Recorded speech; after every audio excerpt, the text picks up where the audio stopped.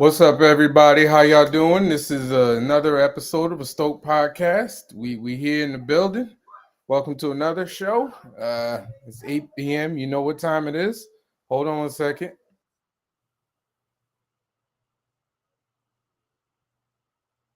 Sorry. I am Javon Stokes. This is Jamari Stokes. We are your hosts for tonight, and it's going to be an interesting show. We're going to get right into it. We don't want to hold this man and hold him too long. To all my viewers, I apologize. We are not being shown on Facebook because Facebook, for some reason, has decided to disconnect from Restream, and it's making me re-enter in my password. And honest to God, I do not remember my password for Facebook.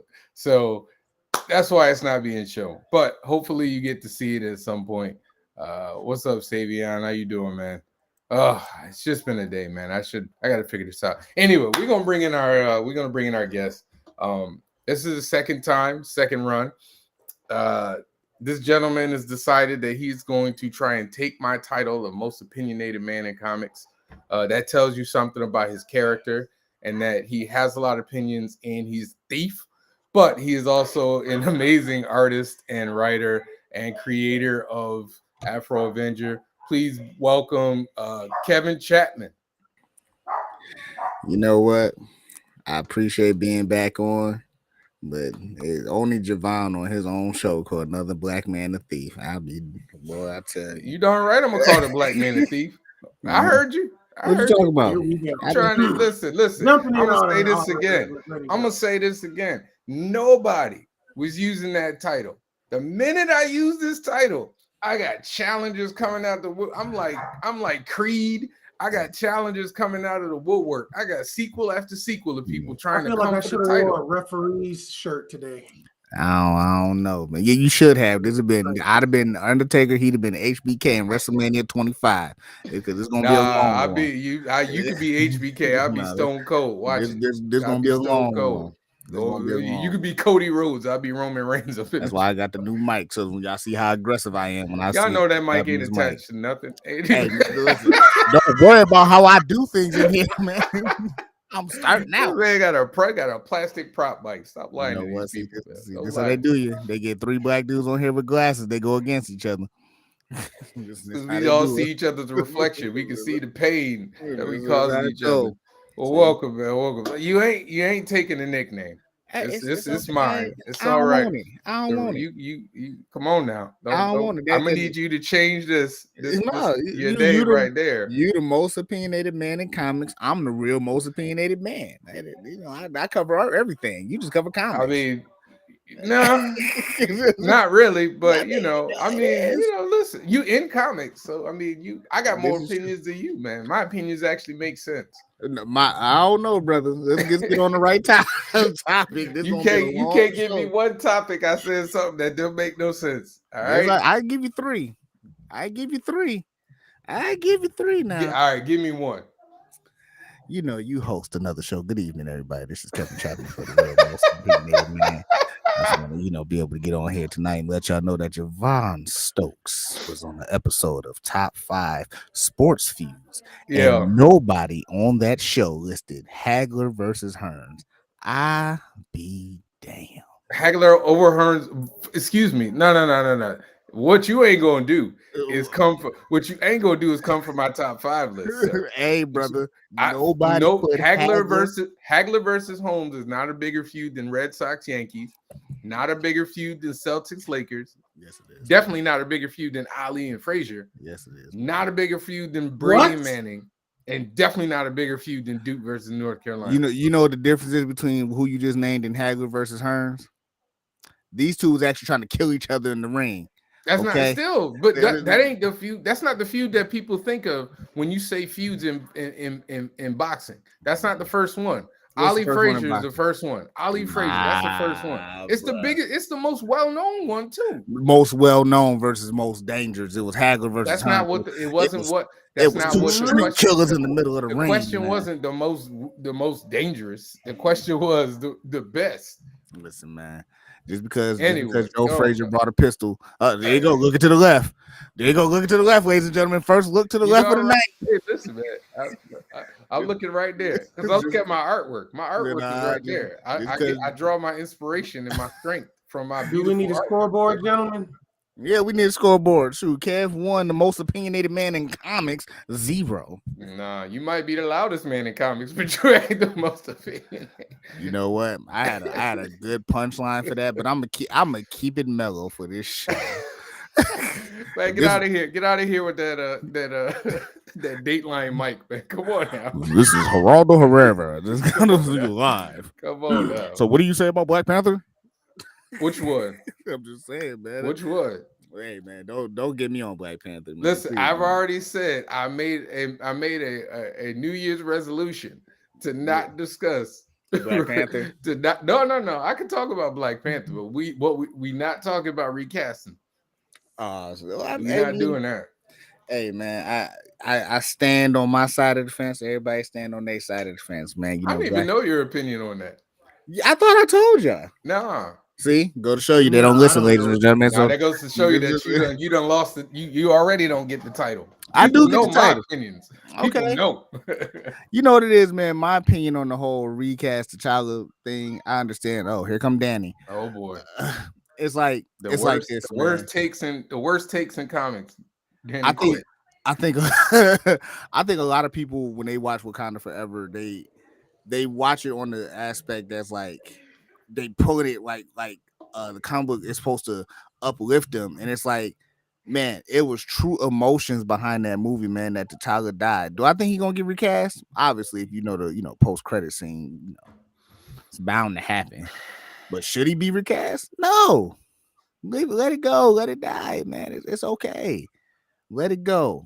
Let it go. Let Shuri recast Rhodey. Nah, they just need to bring. They need to bring a multiverse of madness with Terrence Howard as Bruh, do you know how much money that show? Terrence Howard as Rhodey? Yes. Both of them gonna fight each other? No. Oh my god. No. They call me War Machine, man.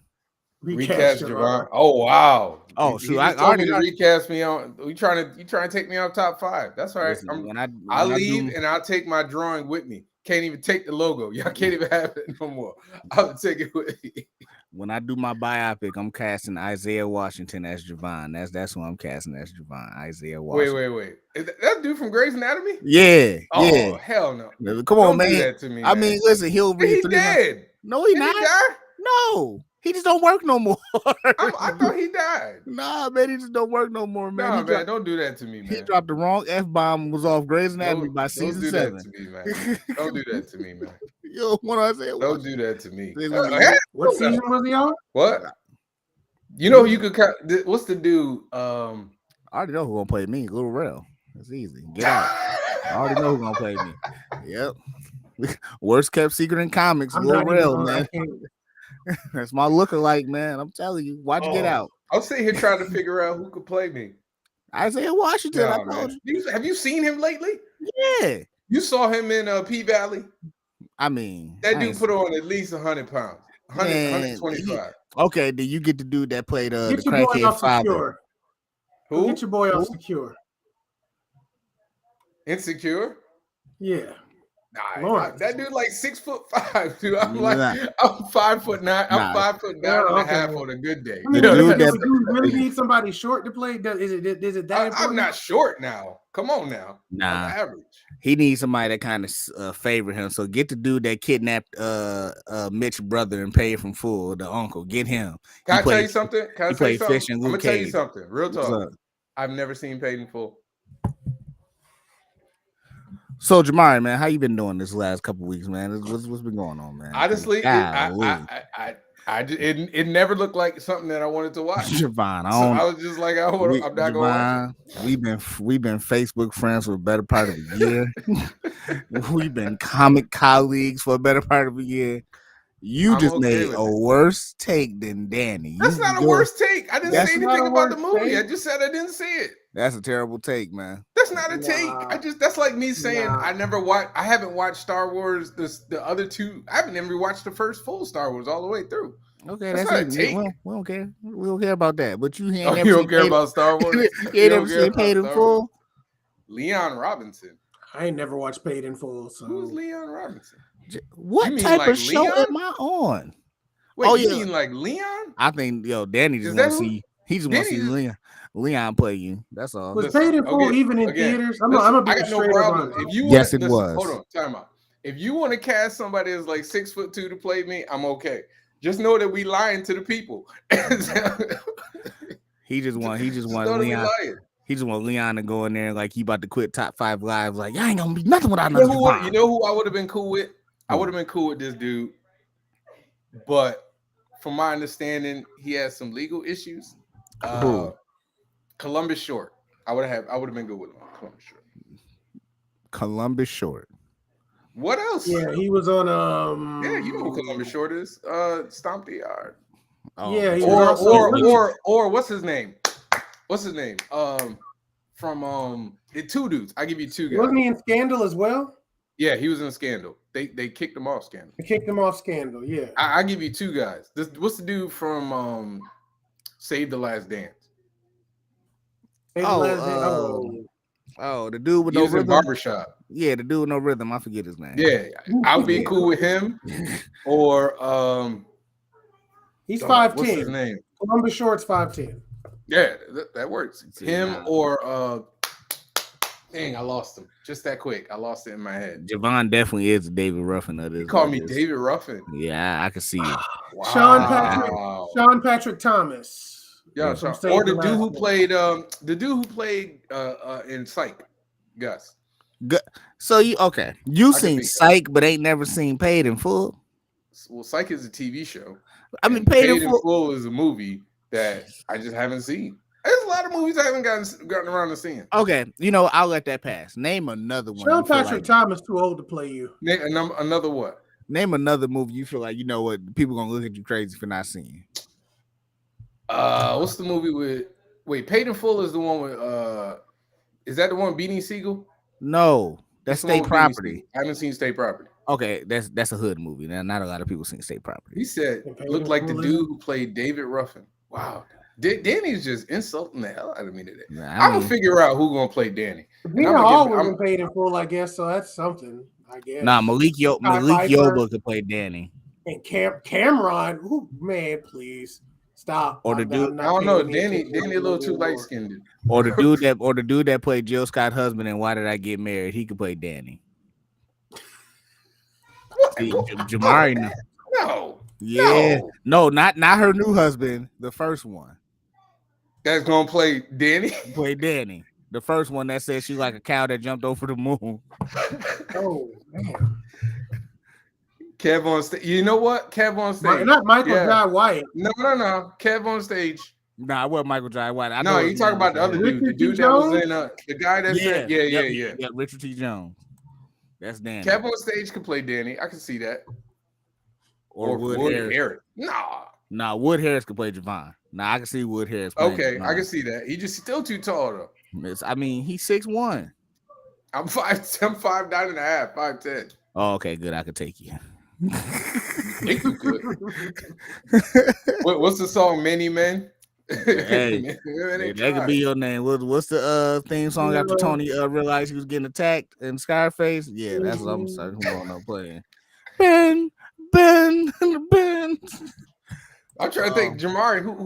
Jamari. Who played Jamari? Ooh. Nobody plays me. Nah, bro. Nah, You can't you know who played Jamari? The black dude who played the second chief or captain in NCIS. I forget his name. He was in like the Soul Food television show. NCIS. No. Yeah, I don't even know. No NCIS. Do I look like an 80-year-old? Do I look like an 80-year-old? Man, you live in Connecticut, Like an man. 80-year-old white woman. You live in Connecticut, I live man. nowhere near Connecticut. Don't do me like that. Hold on, man. Hold Nobody on. watch NCIS. No black people watch NCIS. Hey, watch your mouth, Let me man. Let me rephrase it. No black people under the age of 55 watch NCIS. All right. Oh my goodness, what's that I'm dude's just name? saying. And he was in the Ladies Man too. He was like eating the pickle feet and stuff like that. Hold on. Oh, what the hell? You just threw me at all kinds of craziness. Him. That's who played Jamari right there.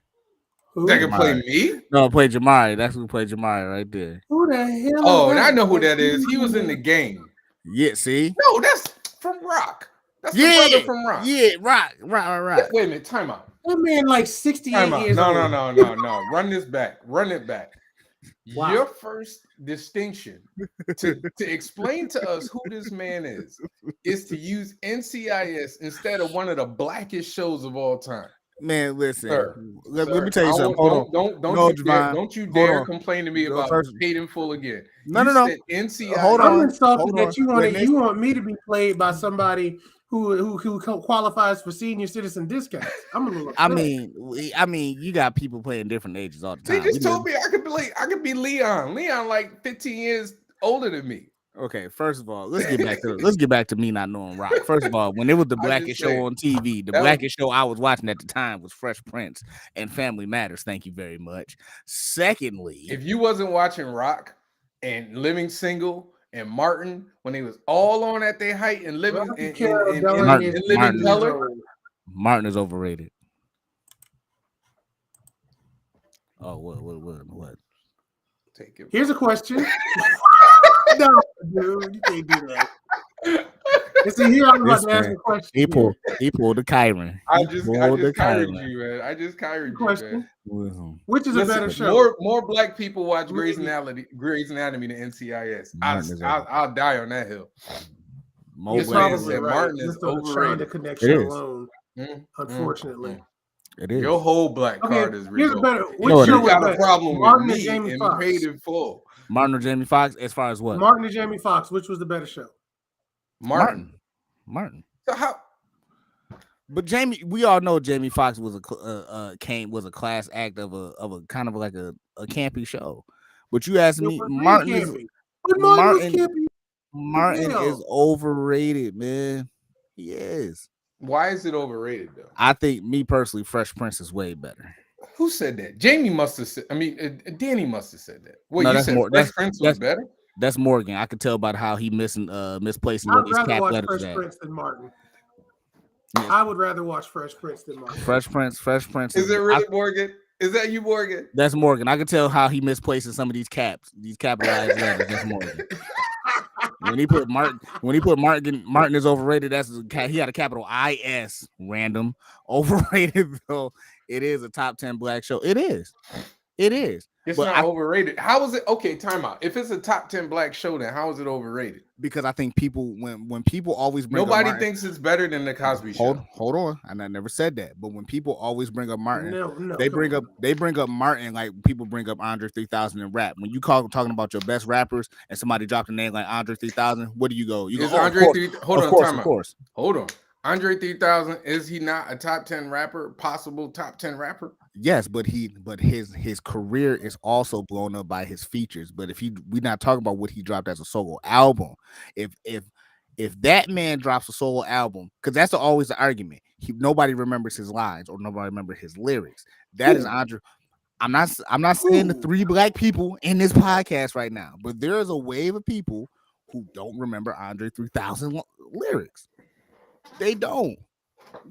I remember my favorite joint is on Royal Flush. I'm gonna be real. He has the majority of the most memorable lines in Outkast. Absolutely. But how many people is putting Outkast on a pedestal of a conversation? I have no idea. Everybody puts him on the pedestal, dude. He's literally considered one of the best rappers of all time. So do you put him in your top 5? It's got to be kind of my top 5. I think I did put him in my top 5. He doesn't have a solo album officially, and he's still considered one of the best. He dropped. I mean, that was a solo album. That was a solo album. Love Below. Yeah, it was. Love Below was but I mean, it was a solo album. But it's just as much as a solo album as Raekwon and Ghostface anytime they do an album. No, that's different. How Sway? Different. How Sway? Because hold on, time out. Because Andre was actually alone on the majority of his raps. Them Wu-Tang albums, all the Wu-Tang albums are just Wu-Tang albums.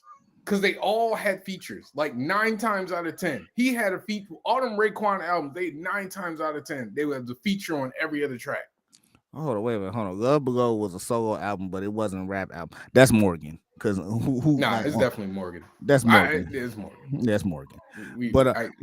To get back to my original argument about the Andre 3000, what I'm saying is when people talk about top 10 rappers, 9 times out of 10, especially in today's generation, when you mention Andre 3000, they're gonna say, of course, as if it was forgotten.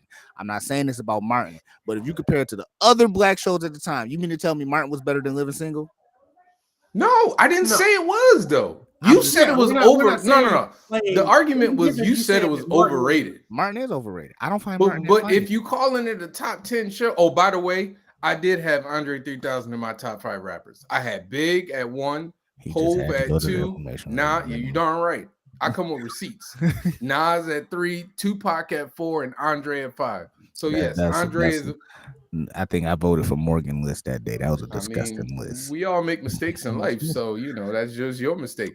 Martin is overrated because I feel like Martin is not that funny to me. He not. I mean, again, people make mistakes in life. We How's all make bad. We all make bad choices. He don't crack my top 5, top 10 comedians. Martin don't crack your top 5. No. Top 5 black comedians or top 5 comedians? Top 5 comedians. Did I put him in my top 5? Definitely don't. I don't know if I put him in my top 5. No. Top 5 comedians. Comedians, no. I don't think I put him in my top 10. Maybe. I think he give me his best. Give me your favorite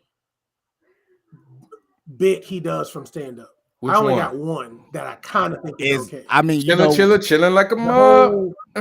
Chilling like a mug. Come on, that was hilarious. To me was it's daddy bit. Talking about his son, son in the crib. Who, Martin? Martin is not a top 5. That's the only thing I've. Dude, yeah, okay. What's good, Kev? What's good, Morgan? We see you was on the fourth wall page up there. I know he got his burner accounts. Right. No, I can't Kevin Durant. But no, top 5 comedians writing like in my forever list right now is gonna be Richard, Dave, Eddie, Burr, O'Neal, Patrice O'Neal. Patrice O'Neal. Oh, Patrice O'Neal. Even Patrice O'Neal? Patrice O'Neal. Did you say Chris Rock? I'm not going to be mad at it, but you didn't put Kevin Hart in your top 5? Chris Rock and Kevin Hart are 6 and 7. Oh, Patrice O'Neal. Patrice O'Neal. Bruh. I'd rather hear Patrice O'Neal than Kevin Hart. I had Dave 1, Chris 2, Kevin 3, Jamie 4, and I think I had Steve Harvey 5. Still as your all comedians overall or black? No, I think we did. I don't know if we did the last 30 years or we separated. We usually put the last 30 years on those. Yeah, that might have been the last 30 year episode. If 30, because there's no way I did a top 5 list of comedians without like Richard Pryor. Okay, because it must have been like 20, 30 years or something. Okay, in 20, 30 years, then of course I'll take Eddie off of there and maybe replace him with past 30. You could do Bernie. Get away with Bernie. That's tough, man. Yeah, but the reason I say Steve is because Steve has been funny consistently for a long period of time and has been successful at the same time. Marlon's recent stuff was funnier than Chris Rock's recent stuff. I'll give him that, but I'm not. Yeah, like Marlon's stand-up was funnier than his recent. Again, I got nothing against Marlon Wayans. No, I think what it was with Chris Rock. Chris Rock tried to Dave Chappelle his last special, and it just, he took the high dive, but he didn't stick the landing. Because when honestly, but Chris Rock hasn't been. Just personally, I found it like funny. Yeah, like you know what I mean, like yeah. Chris Rock, but has like three. He had like three stand-ups that were just classic, hilarious. Right. But like the one before this, I thought was funnier than the one. Tambourine was okay. Was it Tambourine? The one he was talking about how like.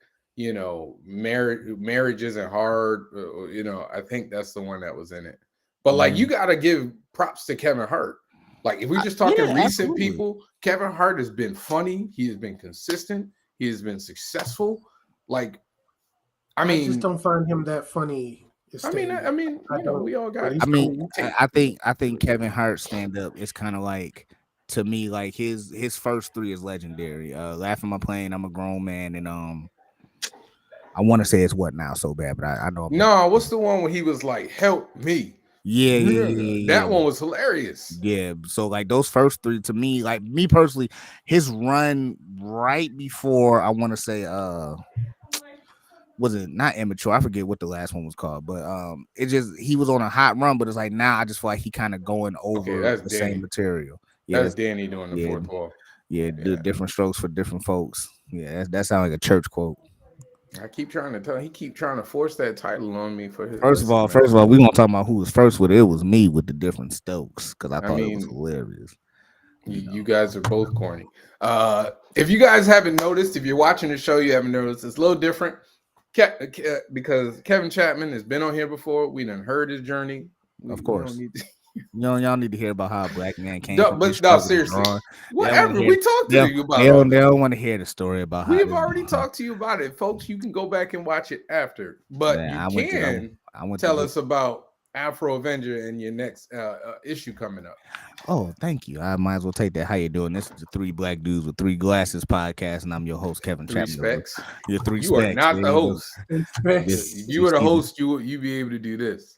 Oh, look at that. Wow. He put himself on the big window, just how he finally added Jamari to the promo this season. Again, if Jamari could have drawn, I would have been like, draw your face. It was not. If it was a regular photo, I would have just plopped them up there. But it was a drawing. See, you come working for Javon, boy. You be working the mail boy hours, boy, with low pay. 10 cents a delivery. Javon get low pay. All right. Listen. Javon be at Comic Cons for 8 hours standing up and don't make a dime. Listen, bro. For himself. It's the best feeling in the world. Sure. It's the best feeling in the world. I mean, the feeling of selling stuff is great.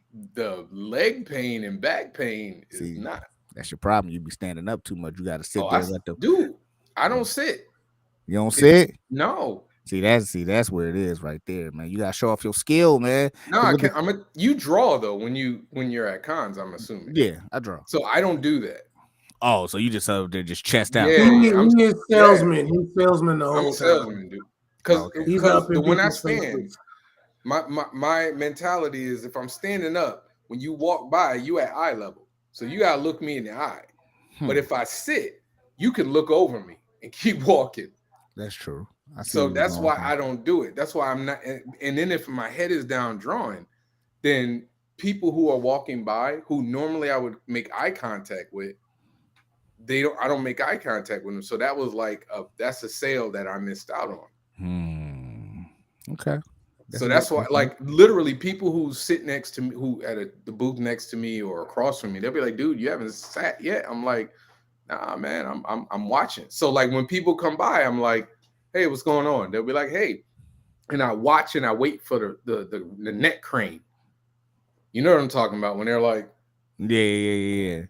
And if I get them when the neck crane, then I'm like, "Come on, man, don't go." So that's the sale I wouldn't have got. If I was just sitting down, you know what I'm saying? That's how I work. Now I know a lot of people don't work like that, but so you saying you like the Sprint kiosk dude in the mall, right? You see somebody walking by, excuse me, brother, you want to change your phone plan? That's you. You darn right. You darn right. I do. I'm not as like belligerent about it, but if you walk by me and you make eye contact with me, I'm gonna say hi, and then I might ask you. Yo, you read comics? And if you say yes, then I'm gonna start a conversation. Okay. Listen, I'm telling you, need to come to a con and just sit next to me, man. I can't wait to go to a con with Javon at because I'm gonna walk by that table. He better not ask me that question. You read comics? Yeah. Do you have any Black Panther over here? I'm gonna be like, nope, but I got Heat is just as good. Yeah. That's a Human Torch, right? Yeah, got it. Wow. Start doing that. I'm start doing Javon, how people be coming over, don't know nothing about comics. Oh, this is a Black superhero. You guys got superpowers? Great. That's gravy. Did you draw this? Amazing. I'm sorry, I'm just messing. I love all y'all who came by my table. I didn't think you guys would make it out by drawing like this. This is hilarious, honey. They don't play basketball. They draw.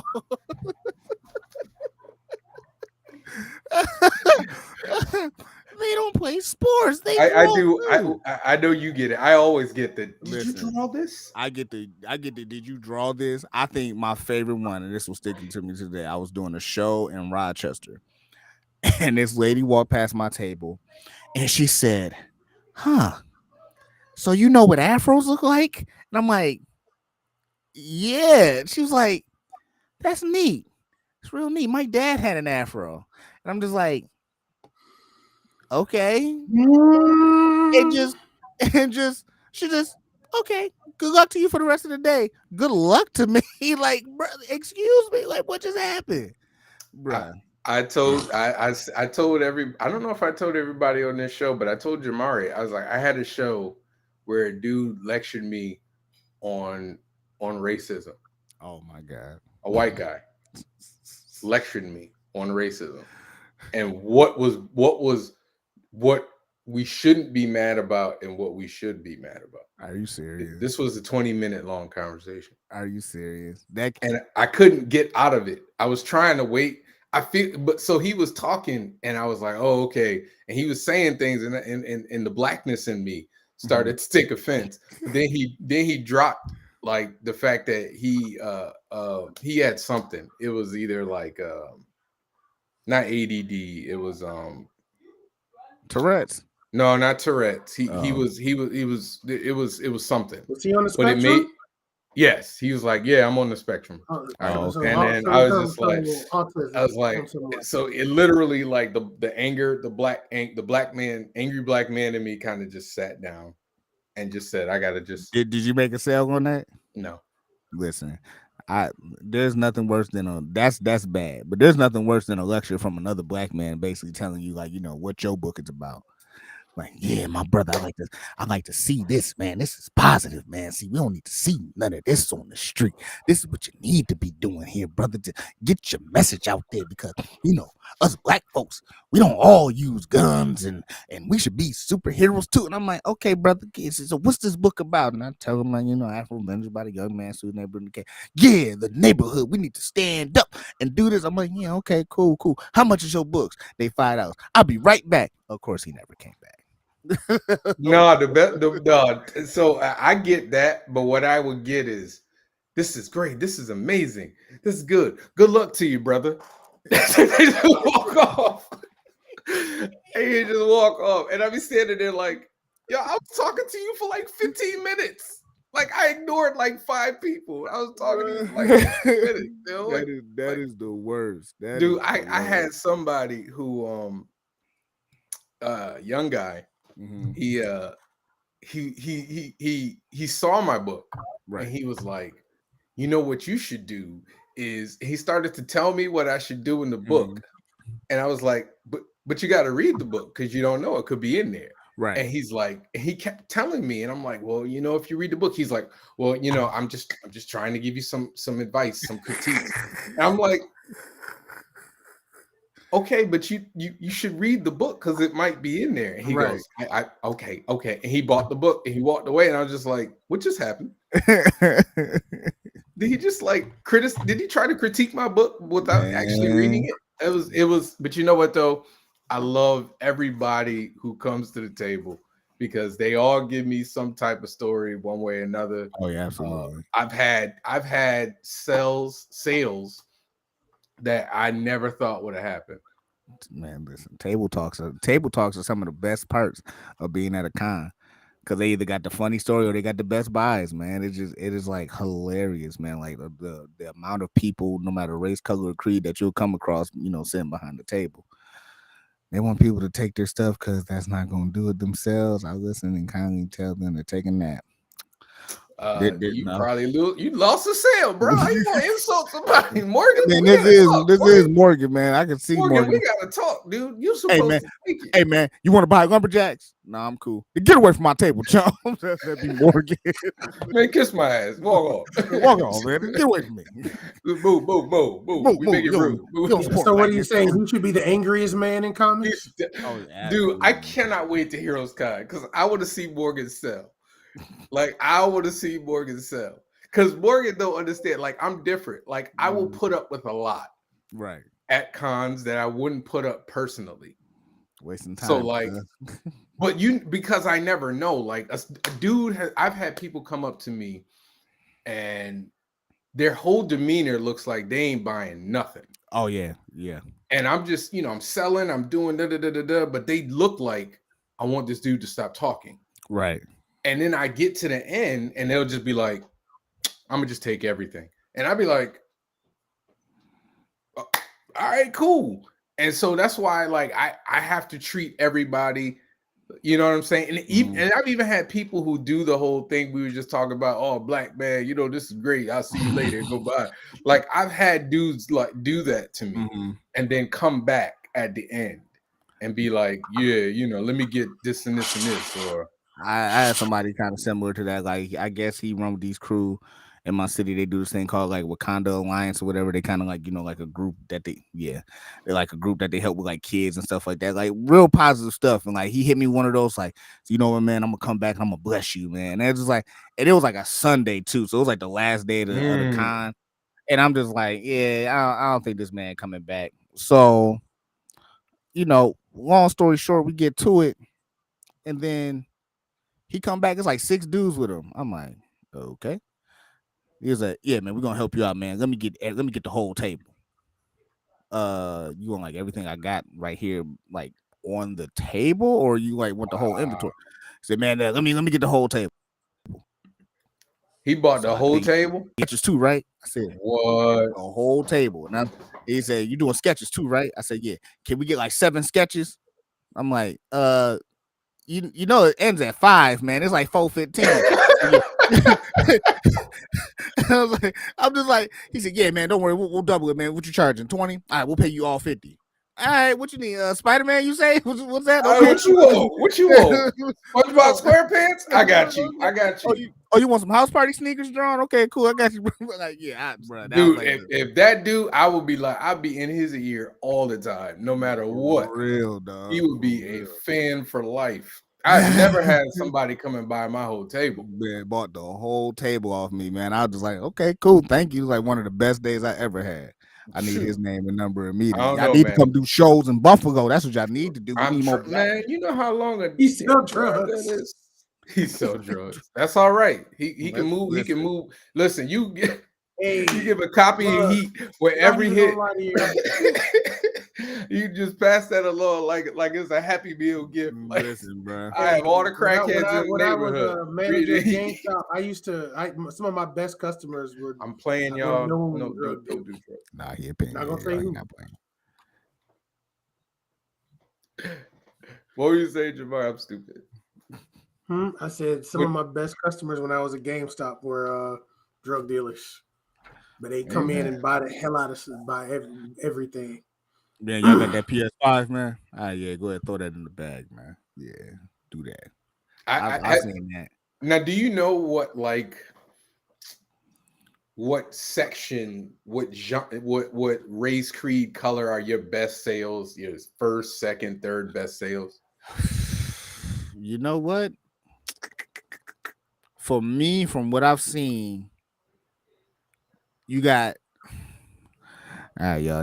I know Danny asked me a question on Saturday about getting canceled. This might do it, but it's kind of equal. But it's a little bit more white people that buy my books than blacks, which is crazy. Yeah, it's crazy because like I still love it. Please give me your Afro dollars. I need to eat tomorrow. It's like black people just gonna support no matter what. You got people that's actually fan of comics, and you just got people that just like, rolling with their friends or with their kids. And they just want to show support. Those are always great, but it's always like oh my God, this is very nice. Like I get more of those than anything else, man. It's like, and it's nuts. It's like, I did like black shows. Like I did a show in ATL. They don't do it no more. Cause like the indie con or something like that. And just like it was mostly white people that was like buying my stuff, and like the black dudes was like that's like the long speech with the winded black dude, like that's where he was at. He was in ATL, and I was just like that was crazy. That's always been crazy to me. But black people, please. I would say black women are my biggest supporters. True. Black women. If a black woman, I would say 8 out of 10 times, if a black woman sees me at a show, they gonna buy something. White women love my stuff. That sounds terrible, but they love my comics. They love my comics so bad, man. I know that sounded terrible. I just went R-rated real quick. Yeah. White women, they love my stuff. They do though. Like it don't matter what show I do. They just, and I appreciate that. Hell out of here. They be like, man, this is great. Right. You know what it is? I realize it's weird because there's always the stigma about Karen and how white women are just as racist as right. But there are also really allied white women out there. Of course, who be down, who at least look like they down for the cause, and they buy the hell out of my stuff. Now I'm gonna tell you who's catching up in the standings. I can't believe your misogyny. How is that misogyny? Javon. Do you know what misogyny means? What the hell? Listen, Orenthiolis. I have no problem saying my middle name is Otha, sir. That's my daddy's name. All right. What's your middle name? Otha. Otha. That's my daddy's name. That's my daddy and my grandfather's name. Okay, Otha. All right now. Hey, don't. That's and that's my son's middle name. I said it was okay. This man called you Orenthiolis. I was about to say Morgan in the same post he talking about misogyny. I don't think Morgan knows what misogyny means. Clearly, Morgan. Yes, I do. OBGYN. Listen, come on now. Your name is Morgan. I'm just gonna keep it real. Your name is Morgan. You're gonna bring a Walking Dead joke. Yeah, and I'll lead a zombie apocalypse squad. Like you're gonna bring something up like that. My name Morgan. It's biblical, I guess.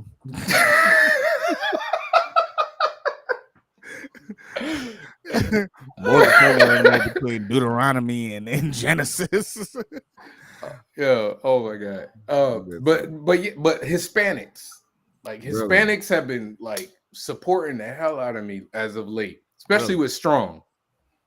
I mean, my name could be Otis. Don't mean my uncle's name is Otis. That's our uncle. So what you want, son? Otis is that's a strong black name. You know how many old black men named Otis?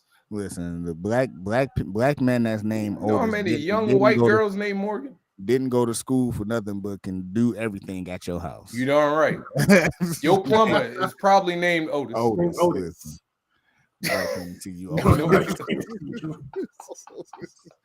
Listen, that is the most like overlooked thing in the Temptations history. Otis Williams has one bar in the entire catalog of Temptations and got the nerve to be telling people what to do. Hey man, that was the leader. Yo, that dude ran the Temptations like Suge Knight. He was kicking everybody out. He was like, "Oh, you late for practice? We got your replacement right there. Your replacement right here." That dude had a replacement on deck all the time. Like to me, Otis was the man. They were all afraid of Otis. Like just keep it real. They was all afraid of Otis. Man, listen, I can't be afraid of nobody that that one bar is going Temptations. Hey, Blue stood by Otis's side. The whole Blue was like, "I'm not getting kicked out." Blue said, "Y'all on your own." He was like, "Yo, they kicked out old boy because he liked to drink. He's a drunk, so they was like, you got to go." His boy just wanted to stick up for him, and he was like, "You got to go. You got to go." David, you think you can sing all the solos? You got to go. He was replacing them bad boys like Beyonce was replacing people in Destiny's Child. Like it was no joke. I think I was that was like dad getting rid of everybody. Right. I think I was you're right, Jamari. I take it back. I think I was making this argument with somebody the other day that I felt like New Edition is the better group because who suffered more when they star player left? When Bobby left New Edition and David Ruffin left the Temptations, who suffered more? The Temptations. New Edition. No, what you talking about? Dog. So what's the name? Not Ruffin. What's the dude that replaced Dennis Edwards? Dennis Edwards. They won a Grammy with Dennis. Dog. But what I'm saying is, was the Temptations, people always bring up the Classic Five as the best Temptations, the best rotation of Temptations. Hey, hold on. That dude had a classic video. Used to come on now.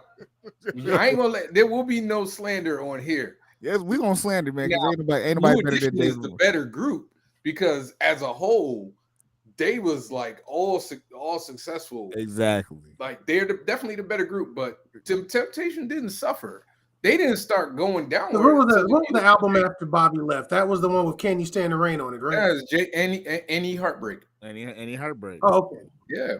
And no. Bobby. Yeah. Can Bobby I be dropped- real? Listen, I Here we love go. Bobby Brown, but you could make the argument that New Edition got better when Johnny came on. Like they got a lot of classics with Johnny. That's a That ain't hardcore nothing to do with statement. Bobby. That's a hardcore statement, but you can also say Bobby flew more better without them too. No, absolutely. He was the well. Bobby had what was it? My Prerogative. My Prerogative. Every little. What was the second album? Don't Be Cruel. Oh, second album or No, second? the album was Don't Be Cruel, right? Mm-hmm. But after that, I forget when is the one with his back out. that was Don't Be Cruel, wasn't it? No, Don't Be Cruel. The one when he's standing behind the Oh, he chair. had The a next couple one. hits. Yeah, he had a couple. Oh, And albums? then he had the little track from Ghostbusters. Yeah, but that was hold on. That paid the bills. Okay, so he had an album in '86 that ain't nobody know about. Yeah, that's when he had Girlfriend on there. That was like his only Okay, hit off that Bobby was the one after that. That's the one with the back out. That was what Humping Around and Getaway. Yeah. That did. I'm trying to see what it did. So really, He got a Grammy nomination for that. Look at that. Oh, it went double platinum. So he had 2 good albums. Listen, better than Prince. What'd you say? Huh? I know you ain't say he better than Prince. I didn't say Bobby was better than Prince. You ain't never What heard did you me say? I said that. We need to 2 platinum albums. 2 platinum albums. 2 better albums than Prince ever let out. To me. What? Name album, not tracks. Album. I just gotta let him go again. God damn, man. Just gotta let him go again. This the niggerosity that's going on right here. Hey man, Purple Rain. Oh my God, don't make me listen, man. You breaking Kenji's record right here, man. Purple Rain, man. You are breaking Kenji's record, man. I Rain, can't imagine. I can't believe the stuff that's coming out of your mouth tonight, man. Hey man, listen, I tell you, I'm going for the most opinionated. Nah, that's not most opinionated. That's just hot takes. Diamonds and Pearls.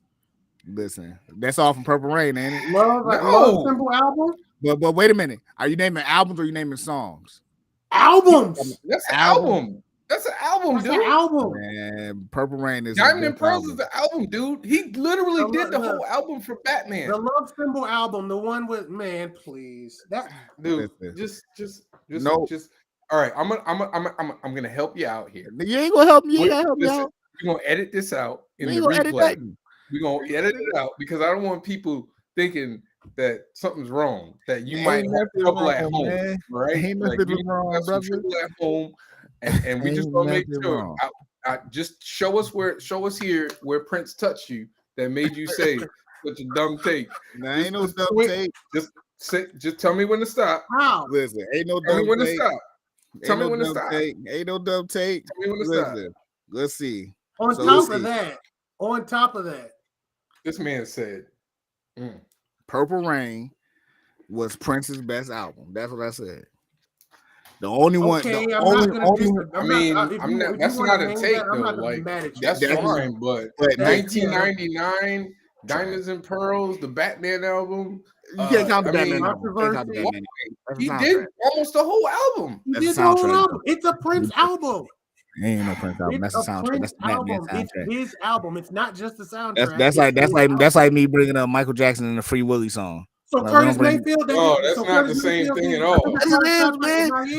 Michael Jackson didn't do the whole album, but he did the most famous song on the album. Yeah, but that don't mean it's the whole album though. Like Prince literally didn't do the Superfly soundtrack. That's not his album. Who? Curtis Mayfield? Yes. You say that's Curtis. That's what you basically disqualified anybody who's ever done an album as a soundtrack. Curtis Mayfield did one of the best soundtracks ever. The opinions of Kevin Chapman are not indicative of a Stoked podcast. Hey, they brought me on here because they knew these opinions was gonna get the flying. That was one of the reasons they invited. You can't be the most opinionated and the weirdest opinion. Okay, if you want, I'll give you my 3 favorite Prince albums. Y'all ready? Nah, man, you can't. Yes, I can. I'll give my three favorite Prince albums. You know, Y'all ready? I'll listen to that. Go ahead. Purple Rain, Okay. Parade, Okay. and Controversy.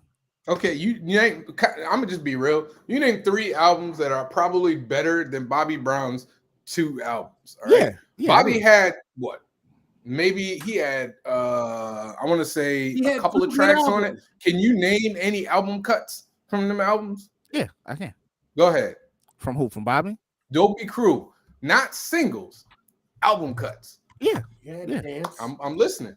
Okay, you got, you know. No. Don't be looking. Don't be You reading. got Parade around. He I ain't reading. reading. I'm He's reading. reading. You I'm see reading. that? I'm He's reading. reading. Look, this He's is reading. the light. This is the only light that you see right here. All right. You got Parading Around. You got My Girl. You got Girlfriend. You got Dirty. You got Dirty Laundry. You got Talking After Dark. I can go on and on. I know he reading Wikipedia. No, I'm not. No, he reading No, I'm not, Wikipedia right man. now. No, I'm not, man. Don't nobody know them songs. Hey, man. All that's people, okay. all people know is the 1, hits. 2. Hey, That's- Now I'm that's not all gonna people lie to know is you. the hits. That Don't Be Cruel album had like Right, that Don't Be had Cruel 5 had bangers. 5. It had 5 That had bangers 5 on it. legit bangers. So I'm gonna give you that. I'm gonna give you that. listen, man. I look. All I'm That had saying 5 is, man. legit bangers It on it. ain't good. It had 5. All I'm And- saying is, I'm just So, not I'm gonna gonna let. give him I'm that. not letting that Prince take slide. That's you terrible. ain't gotta let it slide. That's You're terrible. not better than Michael. That's okay. Oh, I mean, I personally prefer Michael over Prince. You prefer Michael over Prince? Yes, I think Michael. I think Prince is more talented than Michael, Okay, I'll give you that. but Michael had, to me, more replayable iconic songs. Like if you ask somebody, I'm gonna say it this way: if you said to somebody, name 10 Prince songs right now, Mm-hmm. and then you said name 10 Michael songs right now, they would name the 10 Michael songs faster than they name the 10 Prince songs. Okay. I think he's I a will more. say this: you probably will find more people who can do that than you. Oh would yeah, with songs. absolutely. They're, they're unfortunately every like 100 people if I run into and ask them about Prince, there'll be that one weird person. I don't really like Prince. And I look at you like, who are you and what hurt you in life? But Is again, that- I'm gonna say this: Prince was more black famous than Michael. That's a fact. He was That's way true. more black famous. That's fact. And I know a lot of people try to get at me, oh, yeah, blah, blah. Listen, Prince was for us. Like, I know in history wise, like black people didn't always rock with him in the beginning, but throughout his career, he has been supported by the black community like harder. Well, I think because if you want to get technical, if you take names like Jimi Hendrix and Lenny Kravitz off the list, right? Prince is like the only, to me, legitimate black rock star. Like rock star. I was gonna say, I guess if you take them off the list, Yeah, if you that's take the other black rock star, if you take the other black, and what I mean by that, I don't think is more Prince just ever the cared image. about so much crossing over with all of that either. I don't think he No. ever cared. He was making Prince just made music. Yeah. Prince just made music. If Now you rock with Michael him, he though, was fine with you. Michael was making iconic, everlasting songs. Not that Prince didn't, but Michael's songs cross over across everybody. I put it like this. Everybody like Michael. Prince is arguably one of the greatest musicians of all time. If you're not in your top 5 or top 10, you should shoot yourself. However, a lot of the most famous Prince songs that people is gonna name come from what album though? Yeah, but to me that doesn't matter though, because I'm not saying I know what you mean, but like I don't know if it. Because it depends on who you're talking to. Because if you're talking to, again, if you talk to black people over a certain age, they can rattle off Prince songs. Yeah, But once you get to a certain age, even amongst black people, they looking at you like I could probably name like 2-3 Prince songs. Like if I ask my 18-year-old daughters right now to name a Prince song, they probably couldn't. Yeah. If I asked them to name a Michael Jackson song, they probably can. Yes, Fair you're point. absolutely right. But that's what I'm saying. That's the power of his songs in him. He Is had that his stuff he is had a larger overall reach. His net went further than Prince's. That's not a crazy right, but take. that's my point. reality. That's why. But I prefer I listen to Prince songs like every now and again. I listen to more Michael on the regular, and Michael is played even now on radio stations more regular than. Can Prince. I ask you something though? Let me All ask right. this. No. Let me ask this. I mean, go ahead, Scott. I am the most opinionated man in comment. Okay, so I well will let me give let me get this opinion. Most opinionated man. Do you think Michael is solely? How can I put it right? Has his stardom came from just strictly like his music that he put out, right? You feel that way? That's just like no movies, no nothing like it was just strictly his music is what made him the superstar that he is, right? I mean, he did what, one movie? Right. He did one movie, He did, and like, then he did Smooth Ghost. Criminal. Well, Yeah. So if Ghost is that it was a joint in the 90s called I Ghost. know what Ghost. You mean No, not with Patrick Swayze. It was actually something called Ghost starring Michael Jackson. It was part of the History album. It came out like 97, 98.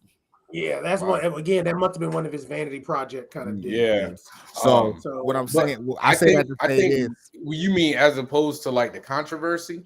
Yeah, like just you feel like his music is like what's like really like shot him to this like superstar. But you got to remember though, controversy is never going to be separated from his hold style. on, but you got to remember though, Mike was before the controversy. Yeah, no, I'm asking this for a reason. I mean, but controversy, you know, what is it? There's no such thing as bad press, right? Like, you know what I mean? Like it put him more in the public eye. Mm-hmm. But he was already in the public eye. Right. Okay. So to me, I don't think it made him more famous. Like, because I mean, we're talking about a dude that did the Super Bowl and just stood there. Right. Dude's just fainting. Right. And I say that, and I guess I say that to kind of like bring this roundabout, especially if we're talking about fame.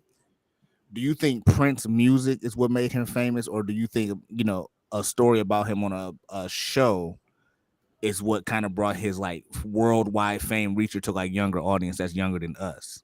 Like, you know, I think Prince is on the same way. His music is famous, but his persona is probably more famous than his music. And I think that's. I mean, they had a Prince. They had Prince in the Animaniacs. Yeah. Cartoon. Yeah. Not his music, but just the persona, like who he is. Like everybody knows the persona of Prince. Because if we want to keep it a buck, all these little hip hop dudes right now, they just copying his swag right now. Yep, you're right. All of them are copying his swag. I'll give you that. All that androgynous stuff, that's Prince. Right. And even at the time when Prince started doing that, a lot of dudes started jocking his style. That's true. For a hot second, especially when Purple Rain hit. Yeah. Oh, yeah. Dude, a hot second. There was a whole period of time where most of the R&B acts, even most of the rock and roll acts. If you look at what the acts did after Prince Purple Rain dropped, and even more so, I'll name one better. What's that group? The System. Look at that dude from the System after Thriller dropped and Purple Rain dropped. He went from like box cut, you know, Theo Huxtable looking to like Jerry curl leather jacket with multiple zippers and a heartbeat. And you know, the System, that's You and My System was one of the best songs ever. Yo, it's like at least top 100, top 50. I do think that Michael didn't really do androgynous. He was different. He was flamboyant. He had a uniqueness. Yes. Yeah, he was flamboyant, but like Prince was like Prince was androgynous. But see, it really didn't shoot to the stratosphere until Michael became like Puerto Rican Michael when, you know, doing the Bad album. You know, you had Black Michael for Thriller, then you had Puerto Rican Michael for Bad. Then, you know, when he did what's the joint called History or Scream, you know, he was Ricky Lake Michael Jackson then. So like Puerto Rican Michael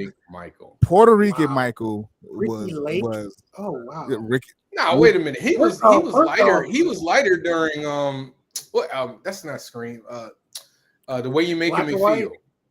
No, that's not Black or White. That's not. It's not bad. The Way You Make Me Feel. What album is that? It's bad. That bad? Is that bad? That's bad. He was still kind of tannish then. Don't let the stage lights fool you. He was still El Dorage tan back then. Like he didn't start getting bleachy till he started messing with Mrs. Presley. Wait a minute, hold on. Oh, Yeah. it was bad. It was bad. Why do I feel like bad? You know, I always meant Thriller. Always because you know what it was because the video for Bad came out right before Remember the Time. Right. Yeah. And that's where people got kind of like close. It was close. It was very close. So I would yep. Because he still had the same look during that Remember the Time video, even though he was getting lighter. He was getting lighter. He was definitely getting lighter. His light is when he started messing with Priscilla Presley, rest in peace, and You Are Not Alone video. That's Ricky Lake Michael, right? He was pale. He was pale. That was scary. Pale. That traumatized me when I saw him when they had him with his shirt off. I was like, why? Was this necessary? Y'all gave him a white beater or something. Let me see if I can show their age real quick. I'm probably the only person that's seen this movie. Y'all want traumatizing? Y'all know how most kids are scared of Michael Myers and Candyman, especially black kids are scared of Candyman and stuff like that. You know what scared me as a child? Y'all remember that troll from Ernest Scared Stupid? Look up. I know you got your screen. I know you're talking about. I've seen it. Google the troll. I've seen it. Google the troll. It's been a long time. Scared Stupid. That thing is a nightmare fuel, boy. I tell you what scared me as a kid. This is gonna date the hell out of me right now, but that's all right. I think I know what you're about to say though. It was from Pee Wee. I knew it. Big Adventure. Large Marge, man. Dude, I don't think I slept that night, man. The first time I saw that, I was like, actually, you know what really freaked me out? Beetlejuice. Really? When they started messing with their faces and putting their, I was just like, blew my mind. I'm about to show y'all the true fear I had. Y'all remember when Judge Doom came back to life in Who Framed Roger Rabbit? Oh yeah. And his eyes popped out. Yeah. Dog, I couldn't sleep for days. That and the joint that I couldn't sleep on. Remember when Thunder from Big Trouble in Little China after Lo Pan died? And he went with the maximum size and he started looking crazy. There's a larger discussion here about how in the 80s and 90s there was a lot of entertainment, a lot of traumatizing stuff on television. That was traumatizing the hell out of us. I mean, I'm not gonna lie to you. Okay, so this is the funniest one for me, and I don't care. You can laugh at me. E.T. scared the shit out of me as a little kid. Don't be ashamed. I can see that. I can see that. Don't be ashamed of that. E.T. And then what made it so bad is like damn alien. E.T. creeped me out. Like, and now don't get me wrong, I was kind of fascinated by the movie, but there were certain parts like when he would rear up and go red and stuff, and his head would like his neck and stuff. That creeped me out. So lo and behold, because I would watch the movie, I watched it enough as a kid, and I guess my parents thought this was something I liked. I might have been 4. My 3rd or 4th birthday was like E.T. themed, and they bought me. They bought me a stuffed E.T. They did not get it. Listen, so until we moved out of that house, in my room was a big banner, "Happy Birthday, Jamari," with E.T. on both sides. I would you can't take it down, man. I'd have took that down so quick. I was too small. I was a kid, man. Man, listen, you got to think about a lot of like RoboCop. Like I think about the fact that RoboCop got marketed like to kids. They had a cartoon. Yeah. This is the same movie that had a dude get basically disintegrated by toxic waste. And speaking of toxic waste, the freaking Toxic Avenger. And they had Toxic cartoon. Bruh. Swamp Thing was a cartoon. Swamp Thing was a cartoon. Yes, Swamp Thing was Swamp Thing was a comic book, so that was understandable. But if you look at the first Swamp Thing movie and show that to your kids, that is a horror show. Listen, Pee-wee, like I said, Pee-wee's Big House. Like that movie was traumatizing. Gremlins. Like Gremlins, definitely. You know what traumatized me. There's no reason why Gremlins is considered like a kid movie now. Kid like, friendly, yeah. No, it wasn't. Not back then. You listen, when you see Gizmo back bubbling up, that ain't nothing you show your kid.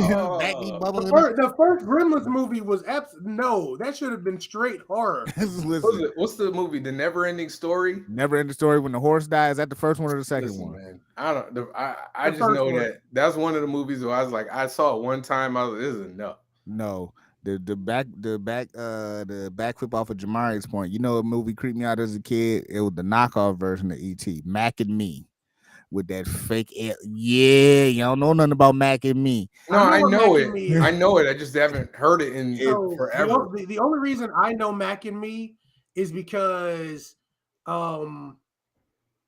what's the guy who plays Ant-Man? Paul Rudd. I don't know. He plays his prank on Conan, where he bring a new clip for his Yes, movie, and he bring the same bring fake wheelchair clip the from same Mac and Me clip. about the I fake remember it, That's why I know about it's that. been a while. I mean, there's a lot. But There's it's a lot of like. Have you ever seen a movie called? What is it? Is it called Changing Channels or Tuned In? with With Ritter. John Ritter. It's That's like a family movie, they're caught in the TV. right? Yeah. I forgot what it's called. Oh my There's God. so many scenes in that movie. I'm like, yo, why was I able to watch this as a kid? Bruh. I'll give you a low key creepy movie. Nothing But Trouble Yes. has Tupac in it. Yeah. When he was What? still with Same song he with was still Digital Digital Underground. It was Nothing But Trouble. It was Chevy Chase, Dan Aykroyd, John Candy, and Demi Moore, and Was that they were at like a haunted house, like a weird house, right? Well, they were caught in this small ass town with these weird ass laws. Yeah. And Right, basically right. people was getting killed and mutilated. And Right, Pretty I remember much. that. I remember And they'll that. get Yeah, thrown I on like a mean, bone crush roller coaster and stuff like that. I'm telling you, the 80s and 90s, man, they just didn't care, dude. Listen, bro. They did even the cartoons. Remember Little Monsters, the Monster Squad? That's what I'm thinking. Oh no, I thought you were going to talk about the one that were under the bed. Yeah, Howie Mandel. Under the bed. I think it's one of those It's two. not Monster Squad. It's called Little Monsters. It's not called Little Monster. Is it called Little Monster? It's called Little Monsters. It's With called Howie Mandel and Fred Savage. Yes, Yeah, that's Little Monsters. Yeah, that was like Beetlejuice to me is like the quintessential. This movie isn't for kids. Movie that is considered. But they will show it on Cartoon Network. Try being a parent explaining their kid Indiana Jones. Like try being that parent that explains. Well, never know watch the second one. The second Indiana Jones. Wait, which one? The one with the melt in the face. Second one where they pull the heart out. Oh no, Temple of Doom. You're talking about Temple of Doom. Yeah, Temple of Doom. Yeah, that's the second one. I thought no, that was the second one. It was the second one. Raider. I thought Raiders of the Lost Ark. That's the one. Raiders was the first movie. That's the one with the Nazis, right? Yeah, I mean they all technically did burn faces, but the one where they burn the faces. Yeah, that's the first one. Right. That's Raiders. Wow, that's Raiders. Yeah, Temple of Doom is the second one. I don't think I don't think I watched like Indiana Jones until I got older. Really? I don't know why. I had to go back and watch Indiana Jones. I was that kid. I went back and watched. I was a kid, I'm 36 now. So I was a kid like when HBO first came out, we ain't have HBO. Yeah, I was glued to the TV. Like that was the only thing we could afford. I'll never forget. I remember the first TV we got, and I remember we got HBO, and the only tape we had was Richard Pryor's live in concert. And I watched that thing until it broke. And HBO used to play this movie called Tales from the Crypt. What, Demon Knight? Yeah, Demon Knight with Jada Pinkett. I love Demon Knight. Man, when that fool walked in the door. Yeah. Hey yo, listen, I used to watched that with my mom the first time, and that was the most awkward point in the movie. I'm just sitting there like this. Bruh. I'm looking over at her to see if she's looking over at me. And I'm just like, but me and my mom used to watch. We got it was back. Remember, I don't know if you remember this. It was back in the day, like late Saturday night. They used to play like movies and stuff like that. Yep. And they used to play like Tales from the Crypt. They used to play this movie with it's two brothers, and one is a cop or something. It's two Asian brothers. It's like, is it a TV show or a movie? I think it was a TV show. But it's two brothers, and one was in the crime, and the other one was not. Oh, I can't remember the name of it. But anyway, I'll give you a movie that came on during that time. You're talking about. Critters used to come on during that time. Oh yeah, Critters. No, that's way early though. Yeah. But my mom and I used to watch Tales from the Crypt. We used to sit and watch it, and like that was like this is before you going out with your friends. Like it was just me and my mom time. I actually cherish that time. Oh yeah, you was in college back then, right? No. Wow, nigga.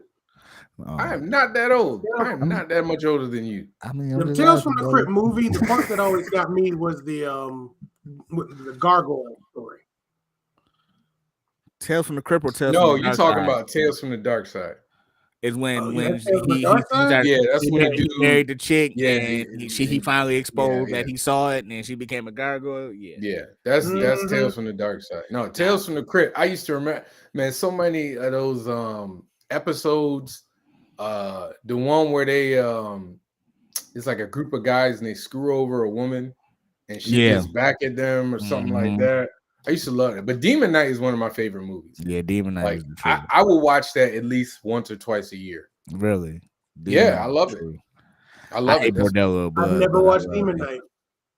I know with my reputation, I've never watched Demon Knight. It's a great Billy Zane as a bad guy. Like he's amazing as a bad guy in that one, in my opinion. They kind of give it a shot.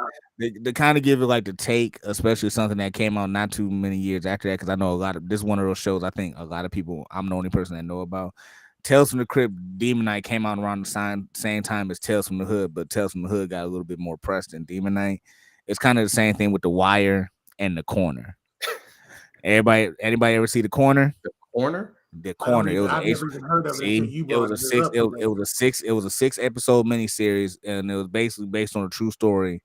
It was starring T.K. Carter. Oh God, T.K. Carter. Wow, I haven't heard that name in a minute. T.K. Carter. I forget the other chick name. Can't say the life of me. It was a good show, but it came out at the wrong time. It literally came out right when Oz ended and right when The Wire was about to begin. I was all about Oz for the first season, and then I just fell off. I was the same way. I was the same way with The Wire. Like I've watched one episode of The Wire. I've not watched though. I've only watched like random episodes of The Wire. I've never watched the whole season. That's how I kind of am with Oz, like middle of the season. I think the last thing, the most infamous thing I know about Oz is Anabasis get stabbed, and like after that, I don't even remember. I couldn't tell you anything about Oz. I literally deleted all that information out of my brain. Let me stop y'all real quick because I don't know if they watching or not, or maybe not, or whatever. But I was just on another podcast, and these two, unprofessional people didn't even know, the answer to this question. Does anybody know what Psych and Monk is on here? Yeah. Mm-hmm. I just brought up Psych. Okay. And Monk is with Tony Shalhoub. Okay. I've seen episodes of Psych. I've never watched Monk. Never watched Monk, but I've seen episodes. No. I know I've never watched it, but I watched like damn near every episode of Psych. From the beginning. Yeah, he's always from the beginning. For some reason, he likes a lot of the USA shows. Because he does. Like he knew who Meghan Markle was before she married somebody royal. Let me tell you, I was in love with Meghan Markle years ago. Nobody knew about Meghan Markle. Because mid-2000 USA on to about maybe 2012, 2013. Because you're talking about it was Monk, Psych, Burn Notice. And, what's the other one? The ones in the Hamptons, Royal Pains. They had back-to-back hits for a good few years. They were FX before FX. That's true. Because you have to think what kept FX alive was Shield?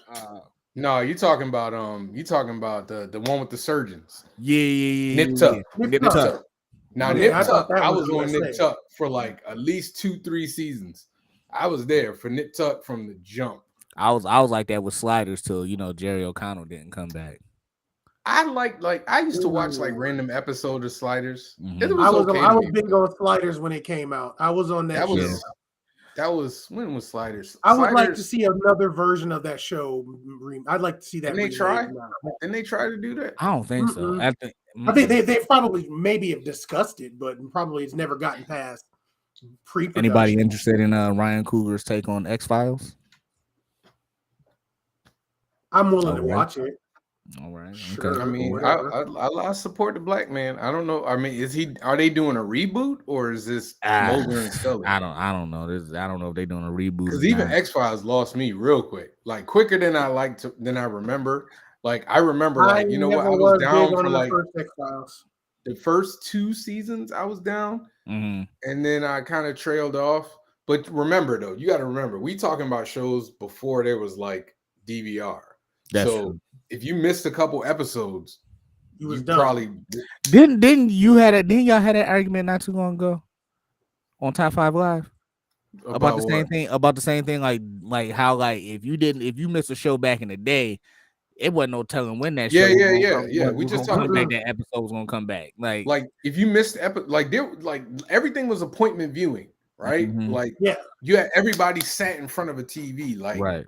that's what I'm saying. Like me and my mom, like TGIF, like we Mhm. was there every Friday, like Right. watching, as a family. Like that was a family thing. Right. It's not like TV really isn't a family thing anymore. Maybe like for sports events, Yeah. but not for like Not for television viewing. Everyone Yeah, had like- because everything's esoteric now.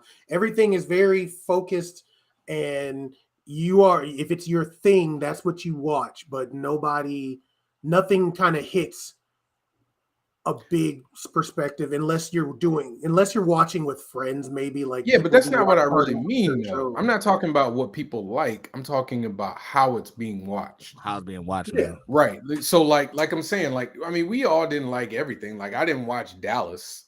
Like you know what I'm saying? Like I wasn't As a watching kid, Dallas. I didn't, but when I TNT started rerunning it, I was watching that mess. What, the old episodes? The old episode the that new I episodes. loved. Didn't watch it when I was a kid. Will fully admit, when I was a kid, I didn't want no I didn't watch parts. Dallas. But it came on. But that's what I'm TNT. saying. What, like, what parts of what? Dallas? Dallas. Yeah, the I original watched Dallas. I'm gonna tell you. And I watched the I'm probably reboot. I was probably too young for Dallas. The only thing I know about Dallas is because I think they brought it back when they did like the reboot or whatever. Yeah, and they JR got shot. That's the only. That's the. Yeah, I mean Well, everybody. that's from the but original. that was- That's but the that's that's but the that's what original I'm. series. But that's what I'm Gotcha. saying. Like, remember, like Thursdays used to be like Martin Cosby Living Show. Single. Mhm, yeah. Well, remember though, that was like that back and forth because Transition. Yep. because everybody, it was like you had to choose. Yeah. And then they put whatchamacallit from Mondays to like Thursdays. Fresh Prince. Fresh Prince. Yep. Yeah, to try and combat that.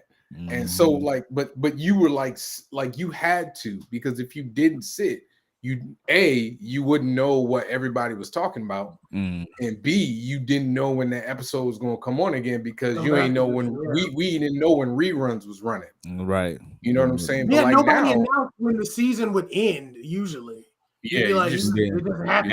That's how Steve Harvey show got canceled. Like you just went back the next Saturday thinking it was gonna play. It wasn't there. It wasn't there. But I mean, it's a different world, man. Like I be feeling like a dinosaur sometimes. Like my kids, they get to, they have the immediate like binge watching. I can't even imagine if I could binge watch. I probably would have never left the house if I could binge watch stuff back then. See, back then, going outside was still a great outlet, though. Now it's like you got people go outside to do one or two things: work, exercise, or you know what I'm saying, like Jamon said, to a sporting event. Going outside is not I don't want to say luxury, but it's not, because you can have entertainment at your home at the drop of a dime or a snap of a finger. No, when you were hitting that, when you were between, I'd say the ages of 12 and 12 to 17. You could be outside. You could be outside at like 7. You could be outside at 7 years old. Yeah, you could be outside at 7 years old. You can't. Yeah, I could. Like my mother could let me probably go out like 6 years old, just be outside. Yeah, and not. I vividly remember being like 10 years old and being outside, and my mom is inside, like upstairs, like she cannot see me. And it's okay. I used to walk around the whole neighborhood. Like we would be out in the neighborhood all day. I used to be gone. So it's just, but it's just different.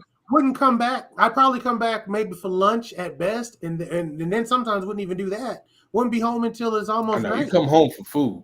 Oh yeah, you gotta come. You gotta come home for food. Everybody, we come home. I grew up in the house. I grew up in the house because if you didn't eat when it was time to eat, you wasn't eating. You were eating.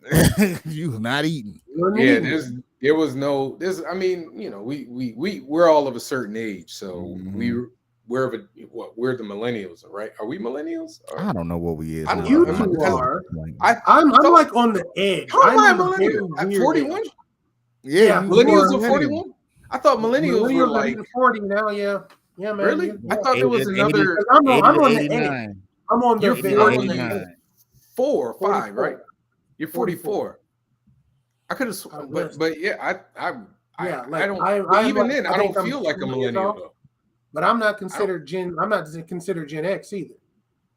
But there's enough. No. I just remember. I remember reading. They're like they consider there's the group a little in between Zennials. Yeah, there's a group in between phase. Like we grew up in the Generation X world and the millennial world. Exactly. Right.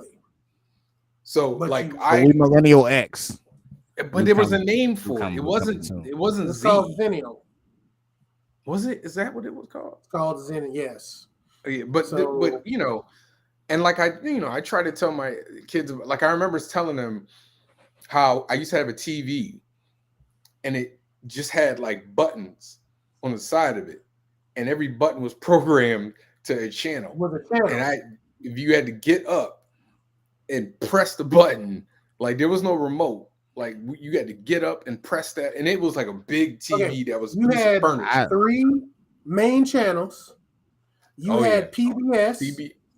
PBS. Then you had like whatever your local channels were. CBS, like there's one NBC, non-major ABC, channel, and then Fox came around and then threw everybody off. We were like, oh wait, there's a 4th channel now. So listen, I remember coming up at a certain point. If you watching TV after a certain time, that joint just went off. Just off. Yes. No, I do remember. I do remember the static. I do remember static. Yeah. I'll tell you the real. It's time to stop watching TV when Mask came on. Oh yeah, when you saw the helicopter propellers, because nothing after Mask. Nothing came on after Mask. I feel like that was my unofficial bedtime. Yeah, because I think that was around the time. I don't remember ever watching a full episode of MASH. I just remember that helicopter, that doo, and I was like, all right. I can tell you the last. I can tell you the last 3 things that came on, and the channel used to come on like when it was too late to go to bed. It was Nickelodeon. This one, Nick at Night, was like a big thing back in the day. And the last 3 things that come on, it was George Reed's Superman, I Love Lucy, and then MASH. MASH would be the last thing to come on at Nick at Night. As soon as that joint went off, your TV went off. That was it.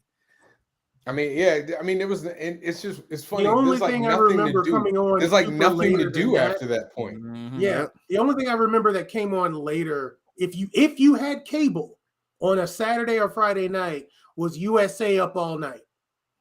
USA Up All Night used to show a lot of trashy B movies. That introduced me to a lot of crazy B movies, like a pack of Killer Tomatoes and stuff like that.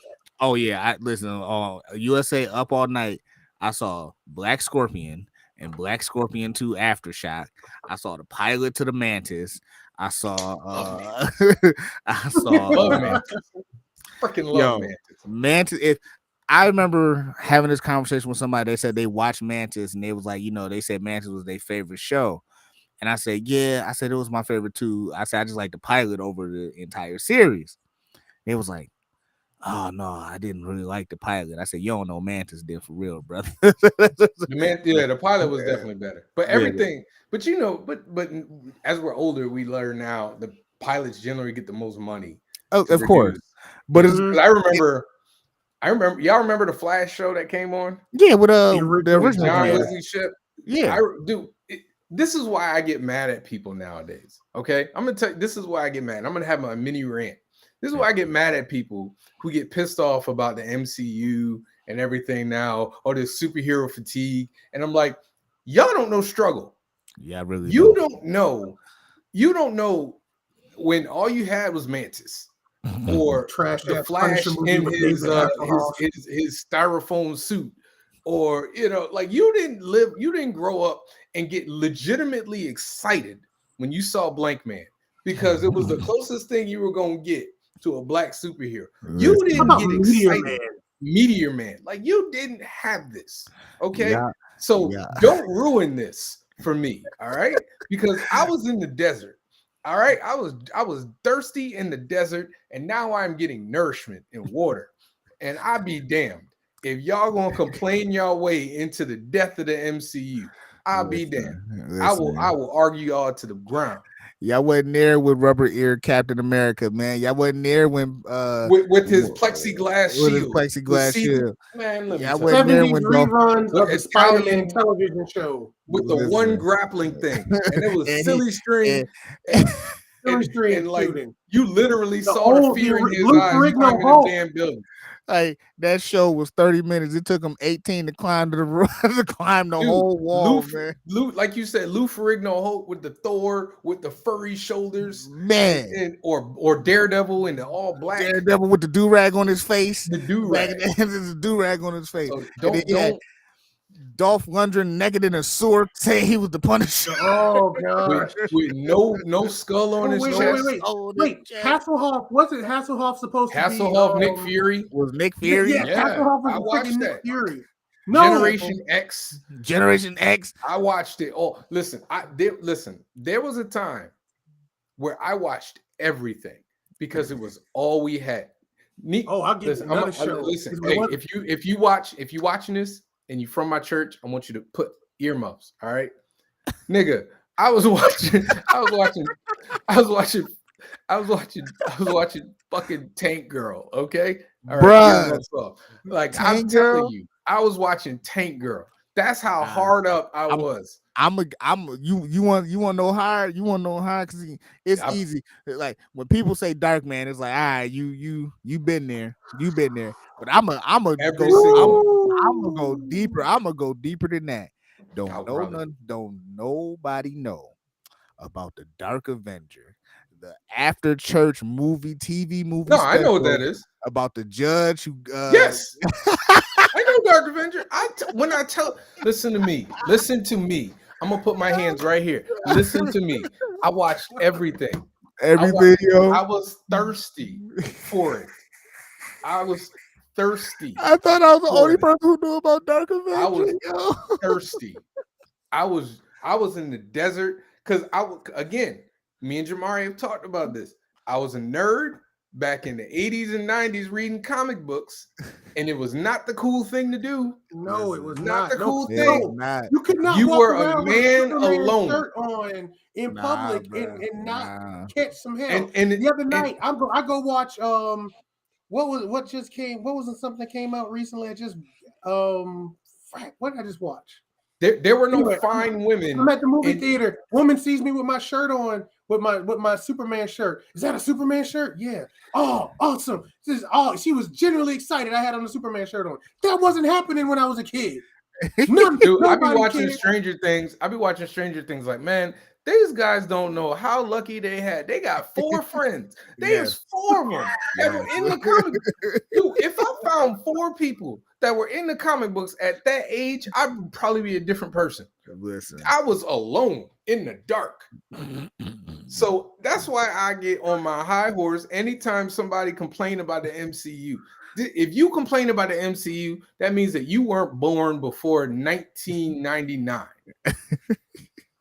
They wasn't there, man. You weren't born, but you didn't have to suffer through Daredevil and dudes on a freaking him and Jennifer Garner, Ben Affleck and Jennifer Garner on a seesaw in broad damn daylight. A blind man flipping around. The only broad damn daylight was Michael Duncan Clark. That's it. Listen, you didn't suffer through Nicolas Cage as Ghost Rider. You didn't. You were. I remember watching Daredevil and talking to somebody and telling them legitimately that it was a good movie. That's how bad it was. That's how bad it was. Yourself into loving those things because it was all you could get at the all time. We had. All we had. How excited were you when you watched Wolverine catch the claw onto the Statue of Liberty and then flip around, breaking the damn laws of physics? Dude, you listen. Let me tell you something. At my age, you couldn't tell me nothing about the Rocketeer. You couldn't tell me nothing about the Shadow. You couldn't tell me nothing about the Phantom. You couldn't tell me nothing about none of these B-roll. You say Phantom? I said the Phantom. Yeah, yeah. Tracy? Dick Tracy. Oh my goodness. They didn't have the stupidest tagline. The stupidest tagline for that movie, the Phantom. Slam Evil. That's fine with me. Hey, by the way, Phantom is actually a good movie. Listen, bro, y'all couldn't tell me. Listen, I'm telling you, I was in the wilderness. We were all out there, and that was the only water we had to drink. And So, so bruh, when you complain about what movie did I see somebody complaining about? Uh uh Black Widow. Black Widow. If Black Widow came out in 1999, it'd have been Pamela A. Anderson. no, forget it. If you just took that movie and played it in 1999, they would call it one of the greatest comic book movies of all time. All time. If you All took time. Ant-Man Quantumania and played that joint in 1993, Talk about it. It would have been the biggest movie ever. it would have been the biggest. It would have been the biggest blockbuster. It of would all have been time. Y'all Avatar. so It would have been. It would y'all have been so Avatar. damn, Man. y'all so damn spoiled. Y'all don't know how good you have it. You have no idea how good you have it. These movies are pretty darn what's the word I'm looking for? Faithful to the adaptions. Yes. All right. Listen, we just watched the movie. You brought up The Shadow. The Shadow had freaking telepathy and telekinesis. None of that was in the comic book. They was just making up stuff, like just willy-nilly. They had to give him something to be better than How about, Batman. how about in the second Superman? He just took his he took his Took his emblem shield off off, and just threw it at flipping it. somebody. It was Listen. like he just had a magical net made out of his uniform. I just got in that argument with somebody again. Like I thought that argument was dead. I got in an argument about the whole killing Zod thing. I mean, technically, he didn't kill Zod. They didn't. The original cut shows them actually walking them out, like police officers walking them out, which is dumb because then that means that the police know where the damn Fortress of Solitude is. Every time I see that clip, I'm like, this is the dumbest thing. This is what we had to deal with. So if you complaining about in Doctor Strange and in the multiverse of madness, I'm gonna curse you out. I'm gonna take my thirst. I'm gonna take my thirst a little bit further back because I'm a vigilante head. So like Death Wish, Exterminator, like all those vigilante revenge movies. I had to just feed my thirst. I got you. Go ahead. Nightman. You got me on Johnny Domino. I watched Nightman. I watched Nightman. I got you. Go ahead. Barbed Wire. Dog. I got one better for you. I got one better. With it. I probably seen it. What's her name? X. Oh, Mutant X. Yes. Mutant X. Watch the hell out of it. Mutant X. What's her name? We want to do the X-Men so bad, we can't name it the X-Men. Yeah, and for real, alphas. All right, there will be no alpha slander. No, Alphas ain't no alpha slander. Show. Alphas was a damn it. I watched that and just pretended it was the X-Men. Listen, if Alpha come out around the same time as Mutant X came out, it probably would have had multiple seasons. Because you could tell Mutant X ran their story dry after that first season. They had to kind of like, all right, let's do more X-Men stuff and like them next two. Alphas was a real thought out show, and it was just like, it's just bad timing, bro. You know what? It was bad time. It was bad. It was definitely bad timing. If that show came out now, it probably would run a lot longer. Depending on the platform. I'm about to show my thirst. This thirst gonna make me real thottish right here. You think about the same thing about the Cape? If the Cape would have came out, I watched the Cape. I watched that show the first day. Literally, I sat down like it was at a movie premiere. Like I was like, bet I'm here for it, dude. I'm gonna take it back. That's how thirsty I was. I'm gonna give you one. Didn't last long. I was a whore. This show starred, of all people, Courtney freaking Cox. Misfits of Science. Oh, I know that. I know that. I know that one. I know that. I like for years. I thought this was a fever dream I had as a kid. Nope.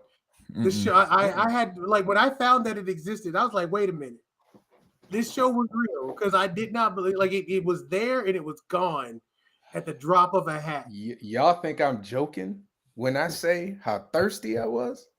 That's how thirsty. I promise you, any comic related anything. I wish my mom was here today because she would be like every single thing. If Batman showed up on Scooby-Doo, I watched it. if Superman showed up on such and such, I was here for it. See, we talk about that Thursday because we will be here for days. This is why I get Dynamite and the Blue Falcon, Mitor, the original we Space just Ghost, talked about Danger Mouse. Galaxy We Trio, just talked about Danger Banana Mouse. Man. We just talked about Banana Man. I promise you, if it was a superhero, I watch. Now I find myself being snobbish. Like I have to check myself sometimes. You got to. I realized when I was getting snobbish. You want to know when I realized I was getting snobbish? When I didn't go see Catwoman. That's when I know stuff done changed. Because if Catwoman had with Halle Berry, I have not seen it. You're not missing anything. I know I worked in a movie theater, and I watched because for one thing, they purposely made that thing terrible to try to ruin her. But my point being, on wax that I wasn't thirsty no more. That's when I knew I was like, something's changed. Is when I purposely did not go see. Now there are movies now that I still haven't seen the sequel to Avatar. I mean, I haven't seen Avatar. I seen the first one, and then that was as much as I needed to see, and I knew I wasn't going to see the second one. I mean, I heard it's good. I mean, Morgan, everything that just came out is great. He probably thinks it's the greatest movie of all time. Avatar ain't nothing but Last of the Mohicans with aliens. That's much. A show that people hated like when it was on, and this is a fairly recent show, but had it come out when we were kids, we would have worshipped it. Agents of S.H.I.E.L.D. would have been the greatest thing if it came out in the 90s. I'm probably gonna be your only. Because Agents of S.H.I.E.L.D. was like, Agents of S.H.I.E.L.D. still had a little camp that even didn't really play well in the 90s. Because even some of the campiest shows kind of got overlooked or like looked bad in the 90s. Yo. You know what the problem with Agents of S.H.I.E.L.D. was? Agents of S.H.I.E.L.D. just got it got marketed wrong. Yeah. When it first initially came out. When it first came out, people thought that, Chris Evans was going to show up all the time and Thor was going to show up. I think if they hadn't marketed it that way, people might have given it a second chance, because it wasn't great the first half of the season, but once they did that Winter Soldier Hydra joint, it took off, and old boy became a bad guy. Yeah. Oh my god. Yeah. Because even when the Ghost Rider season started, I was like, okay, like they got a little better with this. Oh no, they were pretty legitimately consistent until when they started doing time travel. Yeah. And even the time travel, the first time they did the time travel was okay. When they started traveling through time, I was like, you lost me. I tried. I hung in. I gave it the last season. That was the last. Hold on, y'all. Hold on to any of the fans of the Stoked podcast right now. I'm about to throw a curveball at Javon and see if he really was that thirsty for the superhero movies or knowledge and stuff like that. Javon, you ever see the superhero movie called El Chicano? I did. Okay. That's the one with the dude. You got me. Is a Hispanic dude that becomes like a vigilante, right? I told you, man. Okay, Javon, I'm sorry. Listen, man. Y'all don't know, man. I was struggling back then, dude. That's not even like back then. That was because I just watched that maybe like 2 years ago. Yeah, it was a few years ago. It was a couple years ago. No, I saw it and I was like, really? Okay. I've never heard of this before. It was like on demand. Yeah. And it was like I watched it. It was a late night. I think my wife was asleep. If that show would have came on in the 90s, it definitely would have came on at Showtime at like 2 a.m. Oh yeah. Wouldn't nobody know what it was. Like, what's this? That's what. After you get to pick one show from back in the day. 80s, 90s. You pick one show you can bring back. No, money's no object. It gets a fresh coat of paint reboot. You get to recast everybody. What Mantis? I do. Mantis deserved better. I'm not mad at that. Javon took mine. Mantis deserved better. Carl Lumbly was amazing. The concept was great. It was iconic design. It deserved better. He was really the first black Batman. Yeah. and I know Black Panther existed, before, but they never really I played. mean, They didn't really was play up no. like Black Panther like that. But he was the first black Batman. Yeah. But if you tell me I could listen, I'm still trying to find out if I can get the rights to do a comic book. Like It's it gotta, hard. It's it hard gotta to be. find them. It's hard to find them joints because trust me, Javon, I've been doing the same thing. So I would kill to do a Mantis show, man. I'm Mantis deserve gonna go with sliders. I want to bring sliders. sliders. You could do sliders today because I mean if they doing Magnum, exactly. if they doing Magnum PI and yeah. what's the Quantum Leap now? You could do sliders Quantum today. Leap, so Yeah, you could do sliders and get a fan base. But if I had to choose a TV show that I love, no cartoon, I'm gonna make it harder for me. No cartoon. No cartoon. Oh, if I do cartoons, I have one in mind. Go ahead. I'm gonna go Green Hornet. I'm gonna go Green Hornet, man, and like just They've do been it. trying, man. I do know they it. got comics Yes. out, but It's the Green Hornet's main issue in the Space 60s. Above and Beyond. Space Above and Beyond. I know Oh. what show. Me and him, Wow. me and Grady, we were big fans of that. We love. Is that Grady? Is That's that Grady? Hey, what up, man? Grady. He's Space Above and Beyond. That was like the closest thing. Like the only comparison right now is The Expanse. Wow, you got me. Yeah, like I ain't never heard it of was that. essentially it was military, but in space. Like literally, like it was literally the Marines in space. That you know what? It was a fire show, but for some reason, I feel like the way you pitched that, it was like the same way they pitched like NCIS. Like, yeah, listen, it's Law and Order, but they're in the Navy. Law and Order, hey, but it happened. They got away with it. It was literally like military. It was military drama in space, and they're aliens.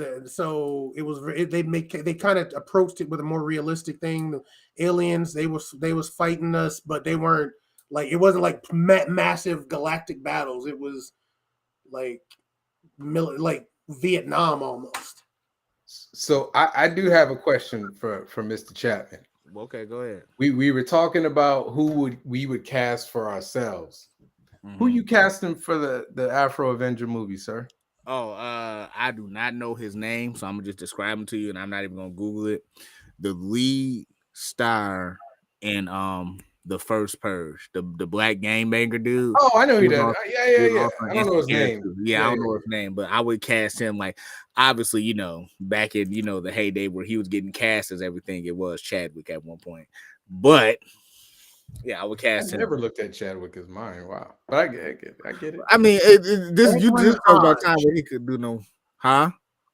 Edwin Hodge, I think is his name. No, that's not him. That's not him. I know that Edwin is that's Aldous Hodge. No, his brother was is Edwin in the Purge movies. The dude that played the stranger in the first one, the black dude, that was his brother. Bloody Stranger. Yeah, that's him. That's his brother? Yeah, that's his brother. Wow, they do look exactly alike. The dude I'm talking about, his name is, I don't even know how to pronounce this, Yolan Noel. No, wait a minute. You talking about the first Purge movie, right? The original Purge movie, or are you talking about the little that dude? Purge? Oh, yeah. Okay. From Insecure. Yeah. Oh, okay. Yeah. I get him. Because you said, so when you said the first Purge, the original Purge movie. No. The first Purge. You're talking about the first Purge, like the literal movie. The movie. Okay. All right. Yeah, that's not bad. I would get him to play Afro Avenger, man. Then you said you wanted Billy D. Williams as Heat or something like that. I mean, in your dreams, but who I picked was there's a couple of things he's been in. There's two guys. Mm-hmm. But I would say either the dude that was in Superfly. You remember the remake? Trevor Jackson. Yes, him. Really? Okay. Yeah, him or the dude. Did you watch Black Lightning? Yeah. The dude who played Painkiller. Really? Yeah. You know what? Yeah. You know who I pegged? Strong? I have no idea. Oh, Serena Williams will play Unique for me, so dang, man, I gotta think about that. I'm trying to think of a half black, half Latina. to play strong. I gotta think about it. Who's the black dude that played Deathlock? That's what I think I saw us playing Heat. Actually, there's a dude who literally looks like Heat jumped off the page, but he's too old now. Who? Louis Gossett Jr.? No, the guy in Drumline. The senior. Yeah. He like when I drew Heat the first time, and then I saw him, I was like, God, dog, I didn't mean to draw you. So if he was Leonard younger, Leonard Roberts, he was in Heroes, he was in Buffy the Vampire Slayer, he's been in a bunch of things. But he was in Heroes. He was in Heroes. He was the black dude that they killed off in the second season for no damn. You talk about another show that just outstayed its welcome. I was thirsty. I watched that whole first season of Heroes, and then I watched the second season, and then the second season made me quit. I was like, this is dumb. This is getting dumber and dumber, and y'all don't know what y'all doing. But they actually have the first season on. Because remember, Alphas came out around that time, and I think that was the problem. Is that they were rubbing against like the people that were getting tired of Heroes. It's almost like the stink rubbed off on Alphas. Oh, Alphas, yeah. Even though I feel like Alphas was the best realistic interpretation of superpowers to this day. I think like even over Unbreakable. Yeah, because it made a little more sense. Okay. Because that the dude who could do the kinetics joint, he had just great, you see that in real life, people being able to do it. But he was just like they amped it up just a little. The chick who could talk and tell people what to do, like I love that show, man. Like shoot, some of my powers and some of my lore that I got inspired from, even though it's from X-Men for the movement, come from Alphas. Like, because Alphas, like you said, Alphas did do like a great job explaining like how powers like are used in a like a real world situation, whatever. Yeah, so, Malik Yoba getting stronger. He had his chest couldn't take it. Yeah, and then old boy with the autism, like I thought that was a great interpretation of autism. Like that was like one of the best ones I've ever seen. Yeah, and I feel like everybody else has kind of copied off that. Yeah. To this day, even like I watched the show. My wife watches it. Is it The Good Doctor? Yeah, with the doctor that's on the spectrum, right? Yeah, that's on the spectrum. Yeah. Like I watch his like performance, and I'm like, man, he's just doing boy from Office, man. He's just doing the whole thing, just taking the whole performance. But yeah, I mean, like, damn, I'm trying to think about for strong, half black, half Latina actress. Oh, Rosario Dawson. She's too old though. I mean, Rosario's like my age. Strong is like in her 20s, man. In her 20s. America Ferrera. She's not half black. Too old. Well, okay, wait a minute. You said half black and half Latina? Yeah. Got it. Scarlett Johansson. He had me listed too. What about old girl? You know what? You a jerk for that, man. You a jerk for that joint, man. Oh my god. You literally had me like Scarlett Johansson, man. I'm telling you. Alexandria Shipp. She's half black, half Latina. I believe she is. Well, I love her. Okay. Let's say like you're able to make strong. Is that like your non-negotiable? Yeah, I mean, because I literally made her half black, half Latina for a reason. Right. Okay. So like that'd be like if somebody like I want Heat to be a darker skinned dude. Right. Like he can't be like the Barge. She's you know what I mean? What'd you say? She's half black, half white. So yeah, I figured. I would have to think about it, man, because that's a hard one. Whoever it is have to be like physically imposing too. So it's not that it's not a lot. It's not that many unless you take someone that's like I'd have to do like a what do you call it? Like an unknown. Yeah. That's hard, man. That is. But I mean, I think my only non-negotiable, if I was like, I would have Afro Man would be a series and not a movie. It would just, not to lose his tone. Just not to lose his tone, like, and and he keeping his regular clothes too. I don't care how stupid it might look to some people. He keeping his regular clothes too. So you don't want the stitched up. Nah, MCU looking outfit. yeah, not the multiple patterns, and then he just got the T-shirt that just look all MCU. It's with the double patterns and twists and lines and stuff like that. Nah, regular. You want him in a hoodie and sweat Okay. sweaty Yep. pants. Yep. Javon, let me ask you this then: would you rather have Heat as a movie or a series? Limited series. You don't have to have. You can have like 4 to 6 episodes, something like that. So maybe 8. I mean, it's difficult because it is a difficult question for me, only because if I would want them to be a series, like series are so fickle, like they could be canceled like that. That's true. You know what I mean? Like if Netflix came to me and was like, yeah, I'd be like, yeah, sure, we can do it. But in my mind, I would be thinking I'm probably getting 2 seasons. Out of Heat. If you get 2 seasons, if you got 2 seasons for Heat, I think you'd be doing pretty good to start off with. Yeah, but I would want, you know what I mean? Like I would want like 5 seasons. But like a movie, I mean, if a movie blows up, then you at least get, sequels. And it's probably, I don't know if it's a bigger I don't know, man. I feel like Heat is a very, it's episodic, but it's also event.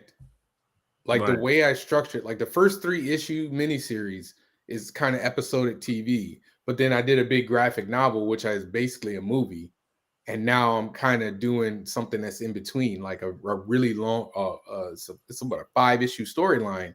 It's episodic, but it's big, it's bigger, it's grander. So either way, I mean, whoever want to give me a check, hey. See, I like how you always say that whoever gonna give you a check, which leads me to ask you this question. So, what would you rather have, right? Would you rather take the check, sign over Heat, and whoever you sign over to can do whatever they want with it, and have like, Jeff Goldblum stars Heat or some shit like that? Or would you rather take a smaller amount but have some control over your property? No, I want control. Okay. I'll take the smaller check. You'll take the smaller check? But I want I want executive producer credit. I want back end points. I want all that. Okay, got it. No, but I definitely want some control. Like I don't want. I mean, I used to joke about it. I joke about it with Danny and Morgan, and I'd be like, man, you do whatever the hell you want, but not really, because it's like I've said this before. If Marvel would have come to me and be like, hey, we want to buy Heat, bring him into the Marvel universe. It would have to be like, okay, so I'm writing and drawing him, right? And if you stop, and if I stop writing and drawing him, or you stop publishing him for a certain amount of time, but even then, he's like a part of me.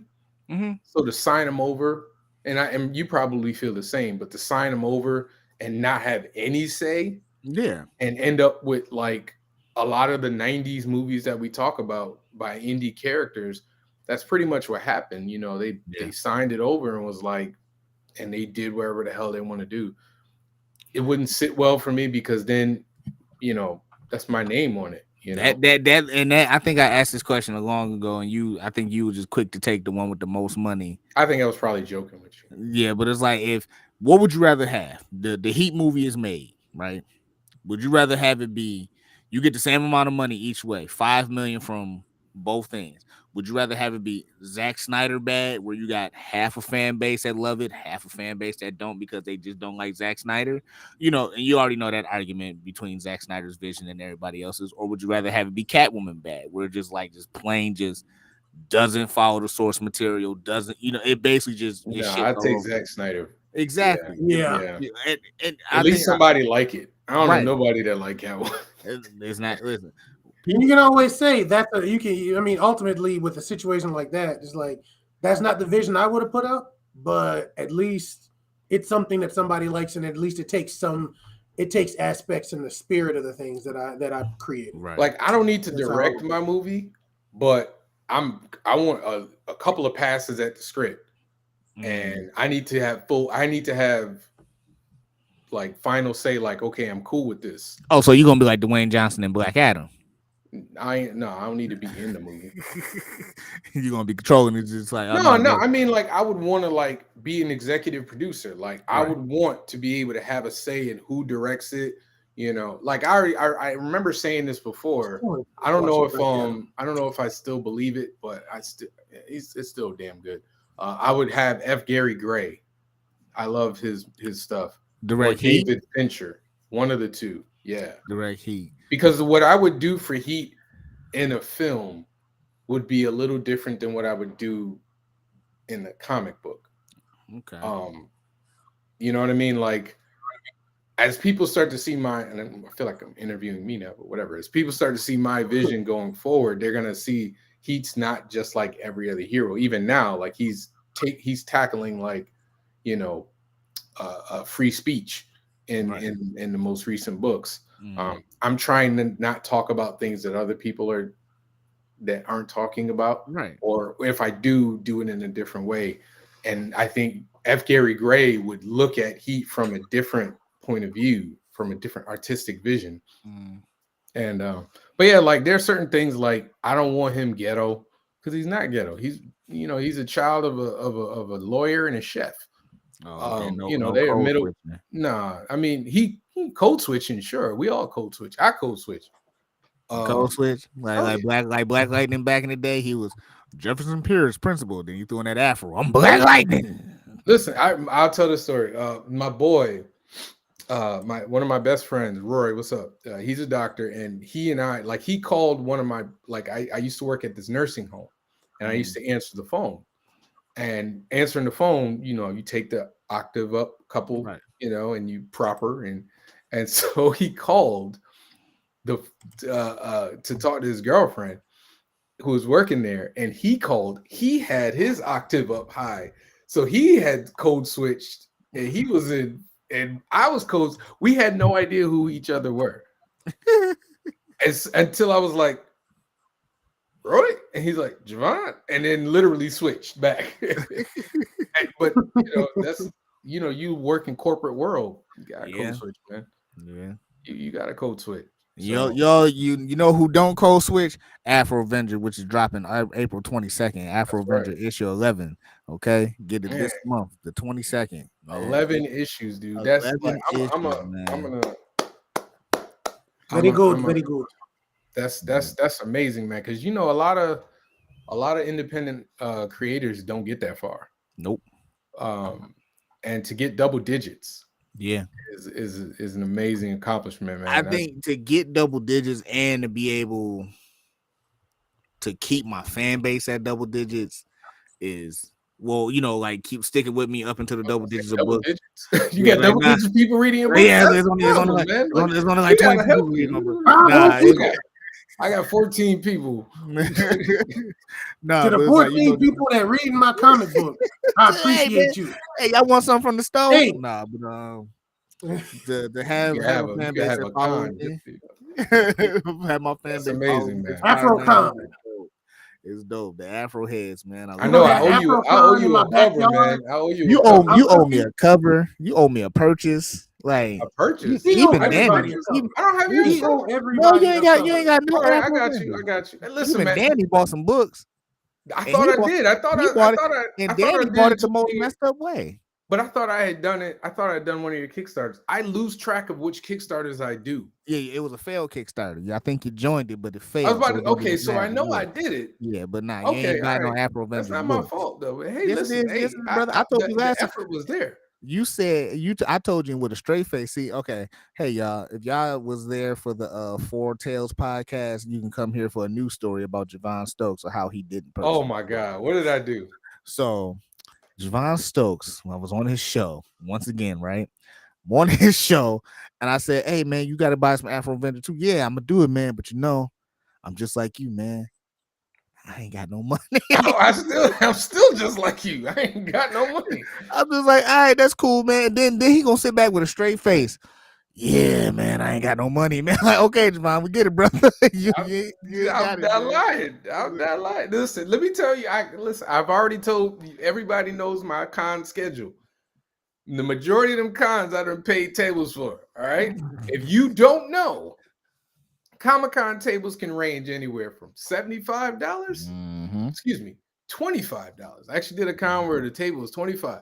Oh, Anywhere man. from 25 to $400. Yeah, he's not lying, folks. He's not lying. And I'm doing what? How much was it, Jamari? 14? 14, 15 cons? And I'm you're doing probably going to end up 15 adding cons more. this year. And I just added another one, Granite State Comic Con. I'm gonna be there. But I'm just telling y'all, like this, and that's not even including travel. That's true. Because when you down here with me, when I'm here, I ain't up there with Michael Watson and Victor Dandridge and Tyler who getting people comping them, flights and hotels. I ain't Man, there for yet. real. I'm not there yet. So when I do these cons, if you see me at a con, understand that I have paid for the table and I have paid for the hotel. And if I do, and I'm doing Heroes Con this year, so I'm paying for the flight. You're a bad man. You know what I'm So paying for a understand. wedding this year. So when you buy a book, you putting money in my pocket, but that money's probably going out as soon as that weekend is over. Listen, bro. Oh man. I told Javon, I said, Javon, I got you. Just let me know. He said, nah, brother, I'm a support. Nah, I owe you a cover. I'm gonna get you that cover though. Then I said, well, you should let me draw for Heat. I want you to draw for Heat, but I can't pay you, Kev. I'm like, God damn, dog. Like, I offer. Listen, somebody offered to do a variant. Twitter. Huh? You should put a list up on Twitter. Of what? I owe these people covers. I do. I owe Morgan a cover. I'm serious. You should put a list. So here's the deal though. Nobody gets mad at me though because you're not paying for it. Like Morgan, I'm mad. Well, you ain't nobody. When I said nobody gets mad at me, I'll be damned. You left that one. That was low hanging fruit. That's okay. That's okay. But I'm trying. I try to get it in. But again, like Kevin, I'm doing all the artwork, all the writing for my book. So if I stop to do that, that means work doesn't get done for the other books. So yeah, and I have a profound respect for you because you understand what I'm going through. Yeah, absolutely. People that's just either the artist or the writer doesn't understand the pain of doing both, because the bigger pain is not that you want your book to be great, you also want the story to make sense too. Trust me, I understand it wholeheartedly and fully, brother.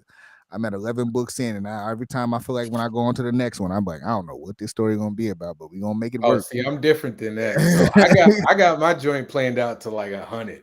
Oh, 100? I got 100. I have 100 books planned out for Heat. For Heat. Yeah. Okay. Who next after Strong, man? Because you seem like you got some real superpowered people. You ain't got nobody, lower to the. Glad that you asked. I do have a project, and I am not announcing the name yet. But is it opinionated, man? I might. By day. No, man. I'm doing a horror book. A horror book. I'm doing a horror book. I want to do so. Shit. My vision is when I do these cons, I don't want people to leave the table without buying something. So lately, you ask people, "Do you read comic books?" Yeah. Or no, or they'll be like, and then you like, do you like superheroes? And some people be like, no. And so I'm like, okay, how do I get the people who don't like superheroes or who only read like anime? They don't want to read superheroes. So I was like, you know what? I'll do a horror book. And so I'm doing a horror book and I'm doing a novel. A novel? I'm doing a novel. Jamari knows the idea for the novel. I haven't started it yet, but I'm doing the plotting and everything. But the horror book, I'm writing I'm writing the second issue now, but I'm doing it a little differently. It's going to be a different style than Heat. I'm trying to do a little more cinematic, so you won't have a lot of like panel breaks or stuff like that. It'll look kind of like a movie. Check you so out. Yeah, man, I don't know when it'll be done because I haven't started drawing it yet, but see. Check you out, man. I did the script, man. Listen, man, you know, if you can crank out more than one book, you could, like I say, you got to get people, man. That's the thing, man. Just got to get people. Well, so what I'm doing is what I'm trying to do now is I'm doing 2 books at once. Right. So I'm doing the horror book and I'm doing Heat number 3 at the same time. Oh, okay. So You working overtime then? I just like I'll do like one page. I'm gonna do like one page of the horror book one day, and then one page of the Heat book, and then I just keep going back and forth until I'm done. Gotcha. So yeah. If y'all like horror and action and blaxploitation, y'all should grab it at Afro Avenger issue 11, dropping April 22nd. Go and get that. Go and get that. Get this issue 11. I'm telling you, one of my. Hey, man, listen, man. I'm gonna say this to you, and I'm gonna pretend like I never said it. I'm proud of you, man. I appreciate that. We all out here, doing what we got to do, but you've done an incredible job of artistry, and B, making a brand, and your brand is growing and growing. Trying, and I'm hoping to see. I'm hoping to meet you at some point. Oh yeah, absolutely. You got to get out of Buffalo, man. Listen, I do get out of Buffalo, man. You know what I'm saying? When do you get out of Buffalo? I keep telling you, man. I was trying to come to Connecticut, man, and I went up there and I said, "Oh, it's a little rough out here. I got to stay where I'm nice. There's little hoodlums out here." Okay, time out. This man straight up just said, I want y'all to understand how full of it he is. This man said before he came on the show, he came up to Connecticut and he found out there was only two black people here. Clearly it ain't that rough. All right? It was, man. Clearly it ain't that rough. Okay, I went to Hartford for about a weekend. Okay, don't do it. Don't do it. I went to Hartford for about a weekend. Okay, what's wrong with Hartford? You out here. What's wrong with Hartford, Connecticut? Don't insult Hartford. I'm not insulting Hartford. If you come here, I did. This ain't Stanford. I did go to Hartford, Connecticut. This ain't Stanford. You should do. Well, no, I don't know. How far is Boston from you? 8 hours, 9. Yeah, dog. Yeah, New York is 6. So Boston, what? Like a couple hours from New York, right? You should definitely do Brooklyn then. Yeah, I'm trying, man. Did you apply? Yeah, I applied. I'm just waiting. Brooklyn? Yes. Dude, when did you apply? Like last week, maybe. You should have heard back by now. That's why I'm saying I'm waiting. You definitely should have heard back by now. I got 3 emails from 3 different cons right now in my inbox, and none of them is Brooklyn right now. So you don't go. What's your length? If I'm driving, the furthest I'll probably go is Virginia, maybe.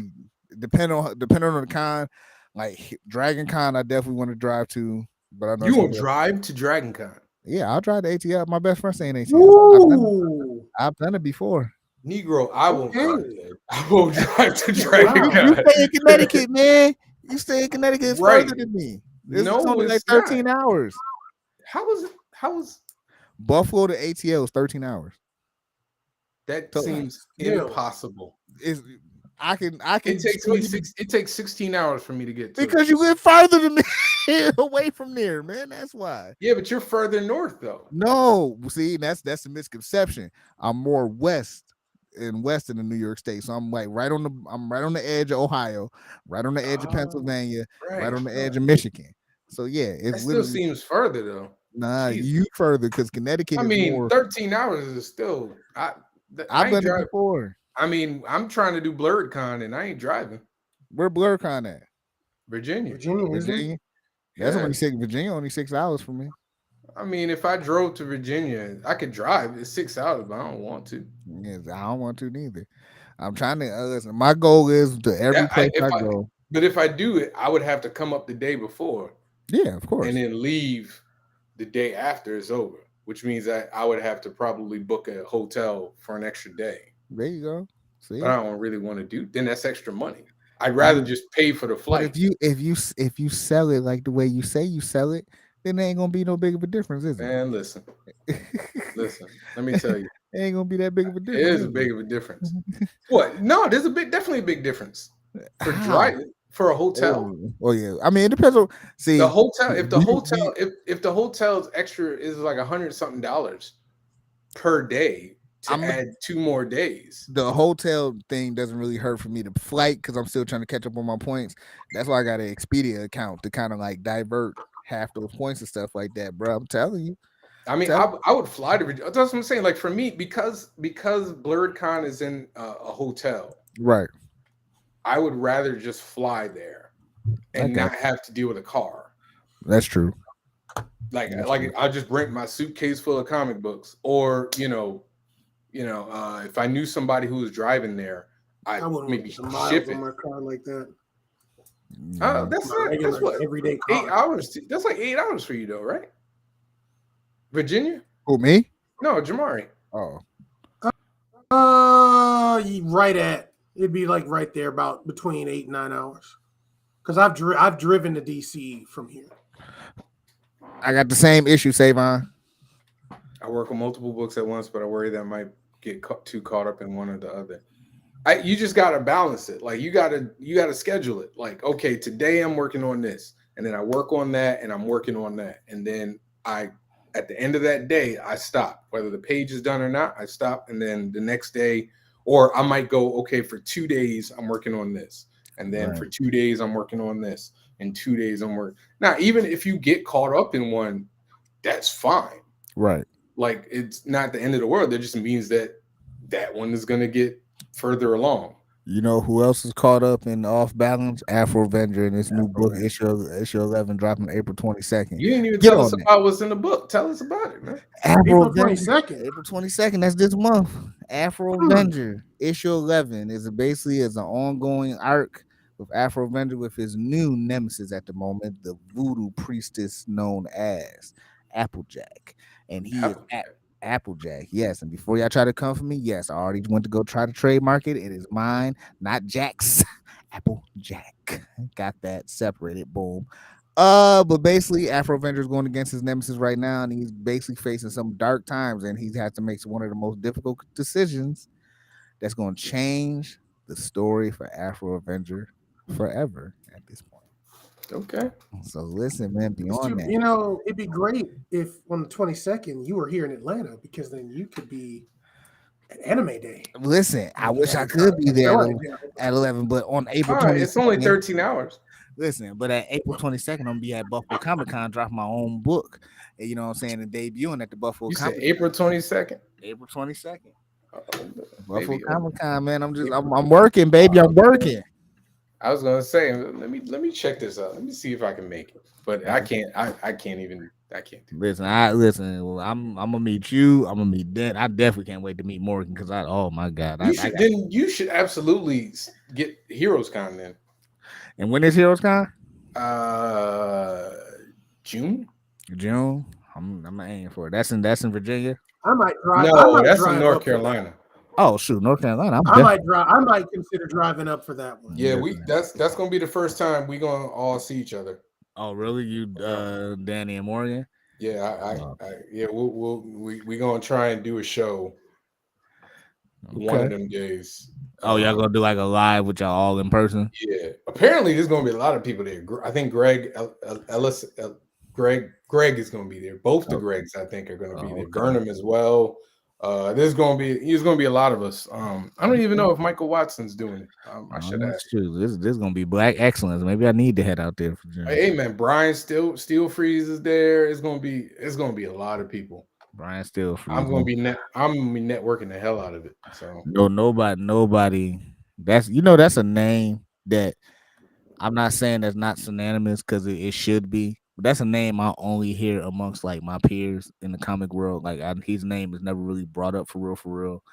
When it comes to like artists that's out there still grinding and still doing their thing and working. Oh yeah, he's your favorite artist.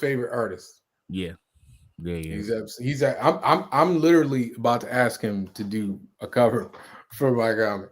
I met him once last year, I think, but he's supposed to be at Heroes Con. I think he might be at Terrificon here in Connecticut. Yeah, Ken Lashley supposed to be here at Nickel City Con. I'm gonna talk to Ken. I think I met Ken Lashley. Really? Yeah, you should try Terrificon too. Let me see if they still got tables. Let me help you out. Terrificon, what's that in Connecticut? Yeah.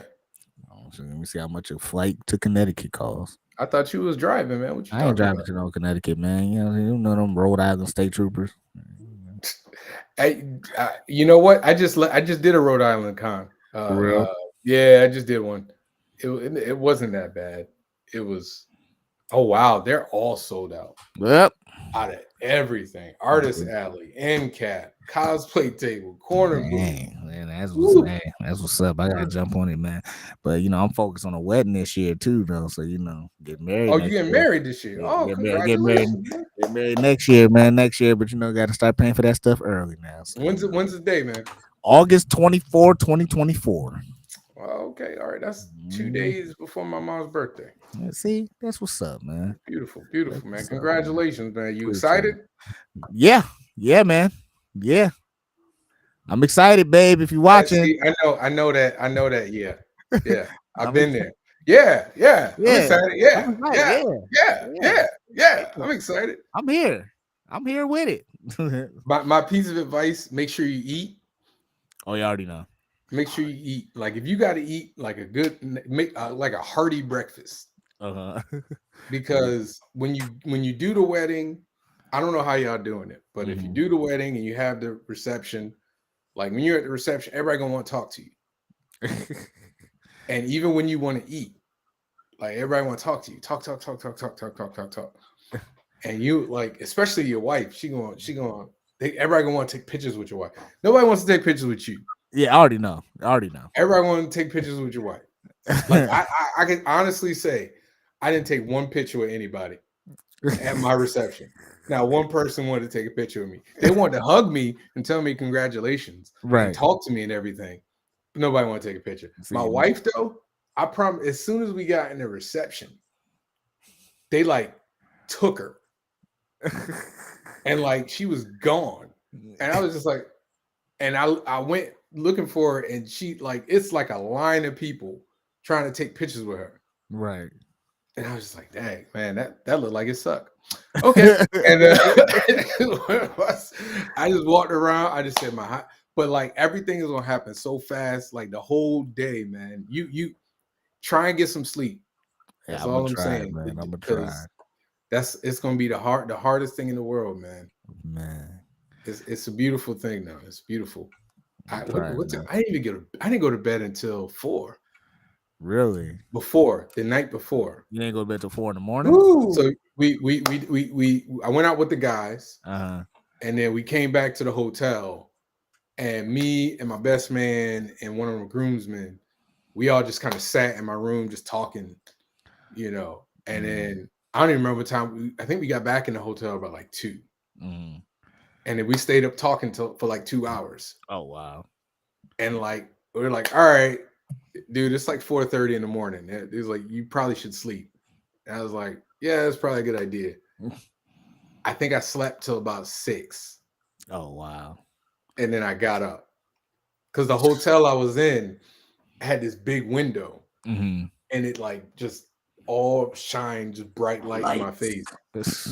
And so like I woke up, and I realized that I needed to buy like a card for my wife, because we exchanged gifts. But I heard y'all did that, dude. Y'all did that? Yeah, we exchanged gifts. Oh shit. I hope my fiance ain't watching. Man, God, I've been fighting this gift exchange. As soon as I seen that mess said optional on Google, I said, "Baby, it's optional to get you a gift. I'm giving you the wedding, baby." I think so. I got my wife. What did I get her? Necklace. I believe I got her a necklace. That was 8 years ago.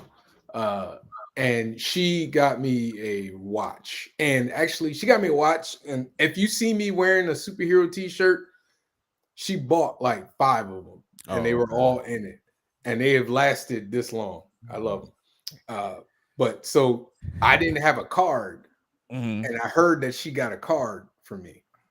And I was like, God, dog, I gotta go get a card. Mind you, this is Sunday morning at 6 o'clock. I'm walking the streets of downtown Hartford, looking for a place to buy a car, because they took my car. They took my car from me. Why did they take your car? Because my mom needed it. Oh, because my mom was she had moved out of town, so she was back in town. Okay. And so she needed a way to get around. Okay. And so she had my car, and so I didn't have a way to get around, and so I just like literally walking the streets of Hartford, downtown Hartford, looking for an open CVS or something. Couldn't find nothing. Ended up having breakfast, and then one of my good friends, he's close to my best friend now. He was like, "Yo, I got this for you," and it was a card. And he was like, "Yo, I just figured you needed it." He had left early in the morning. He left earlier than us, and drove because he had his car. Went and got a car. But I didn't take a nap that day. I was up from 6 till it had to be close to 1:30. Oh wow, bro. Yeah, and then we had to get up the next day, and we had like all this stuff to bring to the house, and then we literally got on the airplane the next day to go on our honeymoon. Oh, that's what's up, man. To which we crashed for, I bet, like half of the honeymoon, half of the first week of the honeymoon. Oh wow. What are you guys doing? We think about doing a cruise. She big on the cruise. She big on watching the water and the waves and the sunset. So it's more likely going to be a cruise. Listen, I understand the language. You know, when it comes to weddings, I just need to know where I need to sign my name on the check, and where I need to make the payments. Take my hands away from everything and make sure whatever she say go, step to the side. That's it. That's it. I had one request, just no mashed potatoes. That's it. I don't care anything else. There's no What's wrong with mashed potatoes, man? Mashed potatoes is the devil's food. I'm gonna tell you that right now. Okay, like mashed potatoes is the devil's food. People that like mashed potatoes belong in therapy. Mashed potatoes is disgusting. Yeah. Okay. Yes, I said it. Disgusting. I had a traumatizing experience when I was a kid with mashed potatoes. So they're not disgusting. You just got screwed over. That's what I ain't screwed over, man. Listen, did they force them down your throat, man? I was a 7-year-old, right? I'm like 6 or 7. You know, I'm at the age where, I didn't know old people can lose teeth. I didn't know that. So, I went to go visit my great grandmother for the first time. You know what I'm saying? I go to senior citizen home and stuff like that. And I walk in the kitchen. I'm all excited to see her. Unbeknownst to me, she ain't had no teeth in, eating mashed potatoes, and it just started oozing out the side of her mouth with the gravy and all that. I said, ain't no way in hell you gonna get me to eat whatever she ate. Because in my mind, she lost her teeth eating it. Like, no, mashed potatoes is the devil's food. So mashed potatoes aren't bad. This man is just traumatized. They are bad. That's all it is. The texture is bad.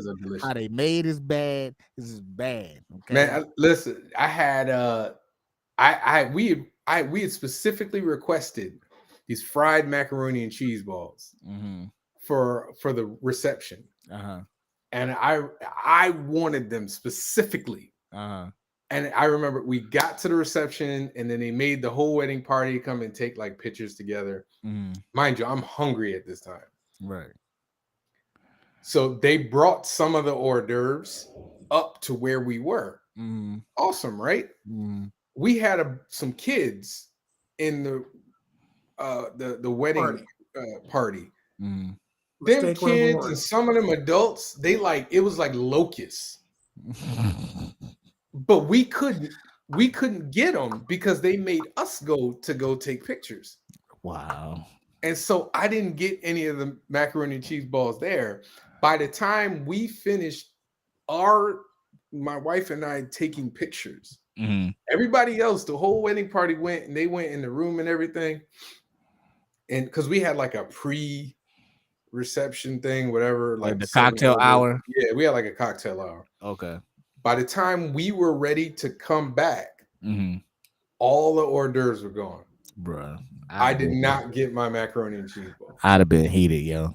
Somebody would have paid me a penance. I was very upset that I didn't get macaroni and cheese balls. I talk about it with my wife to this day about how I didn't get my macaroni and cheese balls. I wanted it. I can remember the day of us sitting with the wedding organizer, and I was like, "Yeah, I want this. Yeah, I want that." Never got them. So now to this day, if I go to a place that has fried macaroni and cheese, I get me my fried macaroni and cheese balls. But it was, weddings are always great. It's just as long as you guys can like maintain the understanding that even if something doesn't go right, it's okay. You know, that it's all about you, and that, and just don't give a crap about what your family or, you know, friends think. Right. I'll be fine. You know, it's a lot, but you know, I can't wait. you I know, can't wait, babe. If you're watching, y'all got a big wedding or small? small. We don't like people. Like it's about to be 70 of us max, boy. And That ain't small. that's small enough. Fine. That's pretty decent. That's a pretty that's- decent size. Nah, see, because you know the places we've been hearing, oh, you know, minimum is 125 people or minimum is 300 people for here. Like, nah, we good. We What are like y'all looking? 70, 65 and stuff like that, man. So yeah, trust me, trust me, that's small for us. We Y'all don't should like have just did destination. listen, don't Javon Hut, watch it, man. Don't speak that in the air. You already spoke up, exchanging. Actually, I did go to a. It was not a destination wedding, but it was. It was on a cruise ship. So they did the wedding. Like we went to Florida, and we went to the wedding on the cruise ship. And like the people who wanted to stay left. Stayed, and the people that didn't pay for the trip left. And then we just took off, and we had a ball with the, you know, the new married couple, and you know, it was, and then they went on another, I believe they went on another honeymoon with just the two of them. Got you. Nah, I wanted a destination. Yeah, I ain't that. Chris ain't destination. I don't want to do none of that. Okay, just in case she watching. It's better, man. It's cheaper. I don't care. No, it ain't. It is cheaper. I did the numbers. No, it ain't. It's definitely cheaper. Shut up about destination weddings, man. No, it ain't. Listen, it's just my opinion. You're right. Man. Yeah, hey, listen. Hey, if you're watching, look at me. You're okay. You're good. Does she know that? Does she know that? I was going to tell her. I mean, you can tell her whatever. She already knows. Listen, anything that she need to know, she know. She know I'm a grade A asshole. I'm a. I wasn't gonna go. Dang. She know we don't like people. We gonna have a good time at our nice wedding. No destination. Make sure you get a good playlist. Oh yeah, we already got that. We got that down packed. The playlist. You got that DJ. You don't want no whack. Oh yeah, that listen, trust me, that's the next thing. As soon as we get this venue squared away, we're gonna look for a DJ, and I don't want no talking DJ. Yeah. Here they come on the dance floor. Brother, just play the music we asked you to play, please. You gotta get an old dude then. Yeah. You can't get a young DJ. Nah, you gotta get an old curl ain't quite right DJ. That's what you need. Facts. All right, man. This we've been on here. This has been fun, man. This is a full movie, ladies and gentlemen. That's all right, man. This still ain't the longest one we done did. I think with what's his name? I must be tired because I'm forgetting names. Smothers? No, not Smothers. Smothers has not been on my show. Smothers will probably. I blocked Smothers from Facebook. He said one thing too many. And I was like, nah, bro. You ain't this. Listen. I talked to him, boy. You know, or the top 5, like, you know. But you know, listen, man. You can only take so much negativity in your life. Just go on, man. This your show. Go ahead, man. No, I'm just saying, man. You can only take so much negativity in your life. And I hear that, bro. There's a couple other people who was like this close from being black too, because it's just too much. Stokes podcast where if it's too much negativity, Javon Stokes. Hey man, listen, I do the arguing on top 5 on the Stoked podcast. We about positivity and promoting talented individuals like yourself. That's right. That's what we're about on this. Because I saw some arguments go down on this. We have never really had an argument on this show, have we, Jamar? Maybe not arguments. They've been heated. I've never been heated on this show. I don't know, Javon. No. You think about top 5. Maybe. Top 5, I turn it. Listen. That's code switching for you right there. Code switching is there's top 5 Javon, and then there's a Stoked podcast Javon. Oh, okay. Those are 2 different people. Got it. There's two different people. Y'all get nice. This is nice. This is probably the closest thing to corporate you get. This is the closest thing to This corporate. is the closest thing. Oh man, Because Martin Lawrence I'm is nice. overrated. I'm polite to my guests. You know, even if I they don't know. brag on me. You kicked me off the show twice today. I mean, you keep saying silly stuff. It's Like either Martin is that or I curse overrated. you out. Martin is overrated. Yeah. Do you want to get cursed out or do you want to just be put Hey on man, timeout? listen, brother. I'll take both from this Javon right here.